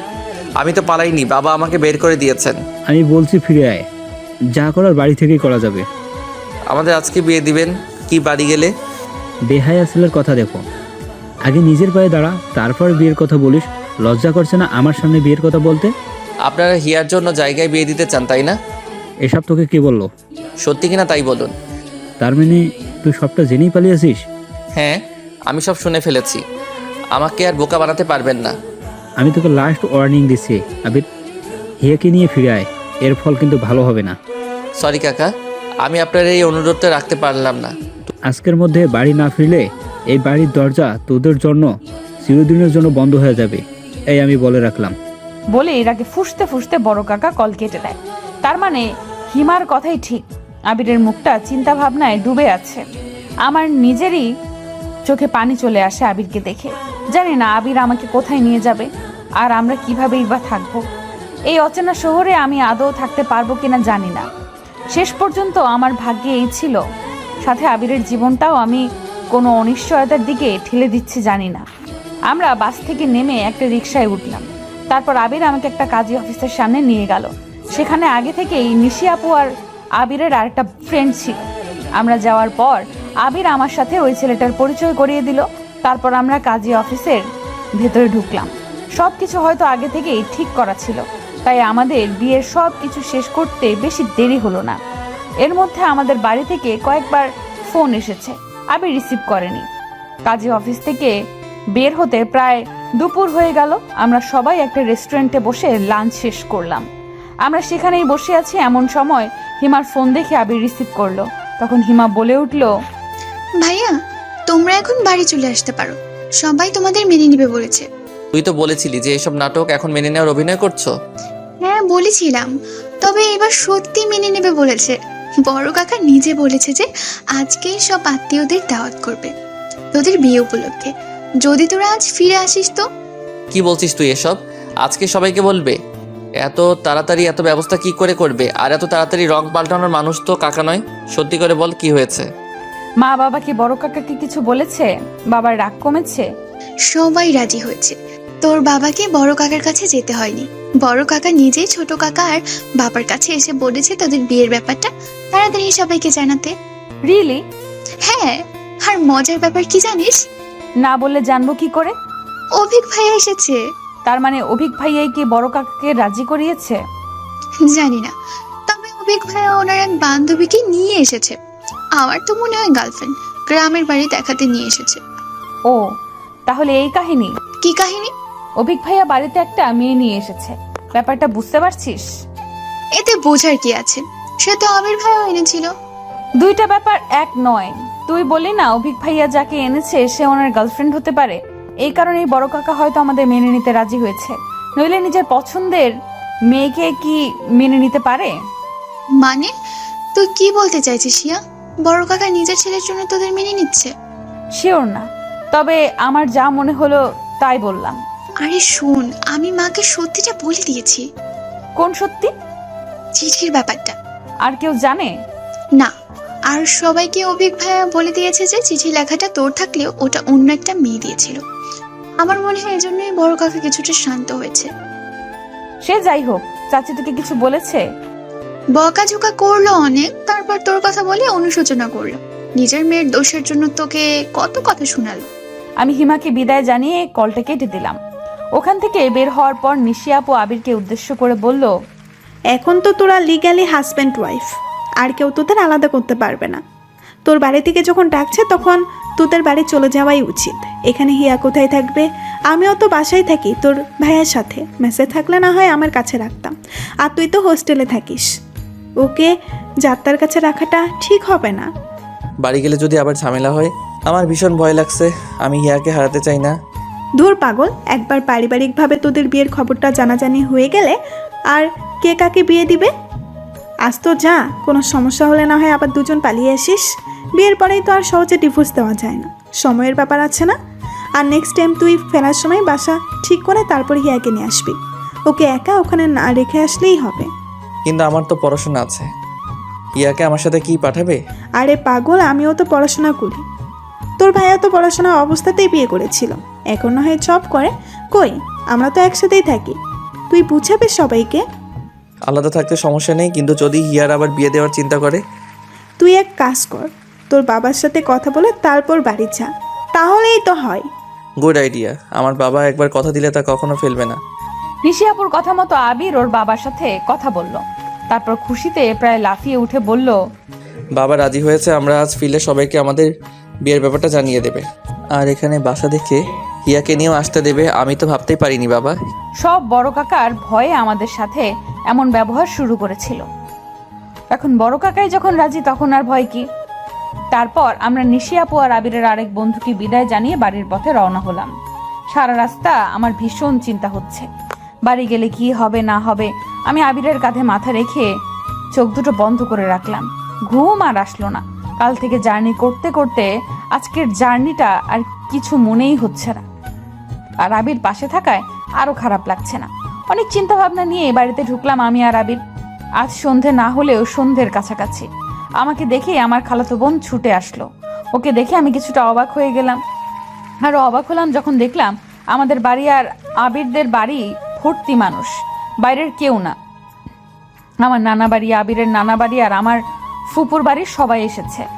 আমাদের পরিবারটা আসলে অনেক বড়, তাই মনে হচ্ছে যে পুরো একটা অনুষ্ঠান বাড়ি। আমি আর আবির আস্তে আস্তে চারপাশে দেখে অবাক হয়ে গেলাম। কি রে হিয়া, কোন কোচিং এ ভর্তি হলি? কোথায় আবার? উদ্ভাস কোচিং সেন্টারে। হিয়া ভেতরে চল। ও কেবল বাইরে থেকে আসলো আর তুই প্রশ্ন শুরু করে দিলি। তারপর আমাকে টেনে টুনে আমার রুমে নিয়ে গিয়ে দরজা লাগিয়ে দিল হিমা। তারপর বলল, তোকে তো এখন আরেকটা কথাই বলা হয়নি। আবার কি কথা? আর সুমি কোচিং এর কথা কেন জিজ্ঞেস করলো? কারণ সবাই জানে যে তুই কোচিং সেন্টারে ভর্তি হওয়ার জন্যই শহরে গিয়েছিস আবির ভাইয়ের সাথে। ও এই কথা? শুধু তাই নয়, সবাইকে এইটা বলেছে যে তোর আর আবির ভাইয়ের বিয়েটা পরিবার থেকেই ঠিক করেছে। সত্যি? আমরা যে বিয়ে করে নিয়েছি এটা কাউকে বলেনি? না, বড় কাকা বলেছে যে বাড়ির মান সম্মান নষ্ট করে কি লাভ, এই বুদ্ধি। আর কোচিং? কোচিং বলবে না তো কি এটা বলবে যে ছেলে মেয়ে দুইটা পালিয়ে গেছে। আমাকে জোর করে বিয়ে দিতে না চাইলেই তো আর এসব হয় না। আর সবাই জানে যে তুই যেহেতু কোচিং করবি, ওখানে একা একা থাকা ভালো না, তাই এখনই আবির ভাইয়ের সাথে তোর বিয়ে দিয়ে দিয়েছে। আজকেই? পাগল হয়ে গেছিস মনে হচ্ছে। আজকাল জার্নি করেও ক্লান্ত হসটি মনে হচ্ছে। তুই বলতি? আজ সবাই এসেছে, কালকেই তোর আর আবির ভাইয়ের বিয়েটা সেরে ফেলবে। আমাদের তো অলরেডি বিয়ে হয়ে গেছে, আবার কি বিয়ে পড়াবে? তা আমি কি জানি। এমন সময় মা এসে দরজা ধাক্কাচ্ছিল। আমি গিয়ে দরজা খুলে দিতেই মা আমাকে জড়িয়ে ধরে কান্না করতে করতে বলল, তুই ঠিক আছিস তো? আমাকে চা বানাতে বলেই ফুরুত। আমার কত চিন্তা হচ্ছিল জানিস, যখন মা হবি তখন বুঝবি। রাতে নাকি জ্বর হয়েছিল, এখন ঠিক আছিস তো? মাকে এমন অস্থির হতে দেখে আমি তাকে শান্ত করে বললাম, মা দেখো আমি পুরোপুরি ঠিক আছি এখন, তুমি শুধু শুধু চিন্তা করছো। তারপর মায়ের সাথে আরো কিছুক্ষণ গল্প করে ফ্রেশ হলাম। রাতে আবিরের সাথে আর দেখা হলো না। পুরো বাড়ির লোকজনে ভর্তি। সারা রাত আমার যেন ঘুম হচ্ছে না কালকের কথা ভেবে। কাল সত্যি আমাদের পারিবারিকভাবে বিয়ে হবে, মানে সবাই মেনে নেবে আর কি। আমি তো খুশিতে আটখানা। ভাবলাম আবিরকে একটা মেসেজ করি। তখনই মনে পড়লো যে আমার ফোন তো কালকেই ওই বুড়ি দাদি নিয়ে গেছে। তবে আমার সব কষ্ট সার্থক যে আবির এখন আমার স্বামী। আচ্ছা, আবিরও কি এখন আমার কথাই ভাবছে? এসব ভাবতে ভাবতে কখন ঘুমিয়ে পড়েছি মনে নেই। চারপাশে অনেক লোকজন, বেশি বড় না হলেও ভালোই আয়োজন করেছে আমাদের বিয়ের। অনেকেই কানাঘুষা করছে যে আমরা একে অপরকে পছন্দ করে বিয়ে করেছি। তারা তো ভুল কিছু বলছে না। ভাবতেই লজ্জা লাগে আমার বিয়ে পড়ানোর সময় সবাইকে বের করে দিয়ে শুধু বাবা ছিল, কারণ আমার বিয়ে তো অলরেডি হয়ে গেছে। শুধু ইমাম সাহেবকে গোপনে বিষয়টি জানিয়ে লোক দেখানো বিয়েটা সম্পূর্ণ হলো। হিমা আর আমার অন্যান্য কাজিনরা আমাকে নিয়ে আবিরের ঘরে বসে আছে, আর এক একজন মজা করে এক এক কথা বলছে, আর তা শুনে লজ্জায় নুইয়ে পড়ছি আমি। আবির রুমে ঢুকতেই সবাই বের হয়ে গেল, আর আমি চুপটি করে এক পাশে বসে আছি মাথা নিচু করে। কিরে, বরকে সালাম দিবি না? এত বড় হয়েছিস, ভদ্রতা কিছু শিখিসনি? আপনিও তো ভদ্রতা জানেন না। নতুন বউকে কেউ তুই করে বলে? তুই বলবো না তাহলে? তুমি করে বললে তুই মানিয়ে নিতে পারবি তো? আর পালাচ্ছিস কেন? পালানোর জন্য বুঝি বিয়ে করেছিস? তুমি করে না বললে আমি কিন্তু। আবির আমার থুতনিতে ধরে মুখটা উপরে তুলে বলল, আচ্ছা ঠিক আছে, আজ থেকে আমার মিষ্টি বউটাকে তুমি করেই বলবো। খুশি? আমি তো শুধু খুশি না, মহা খুশি। ভালোবাসার মানুষটিকে পেয়েছি, আর কি চাই। আজ থেকে যে শুরু হবে আমাদের দুই টোনাটুনির সংসার। সবাই আমাদের জন্য দোয়া করবেন।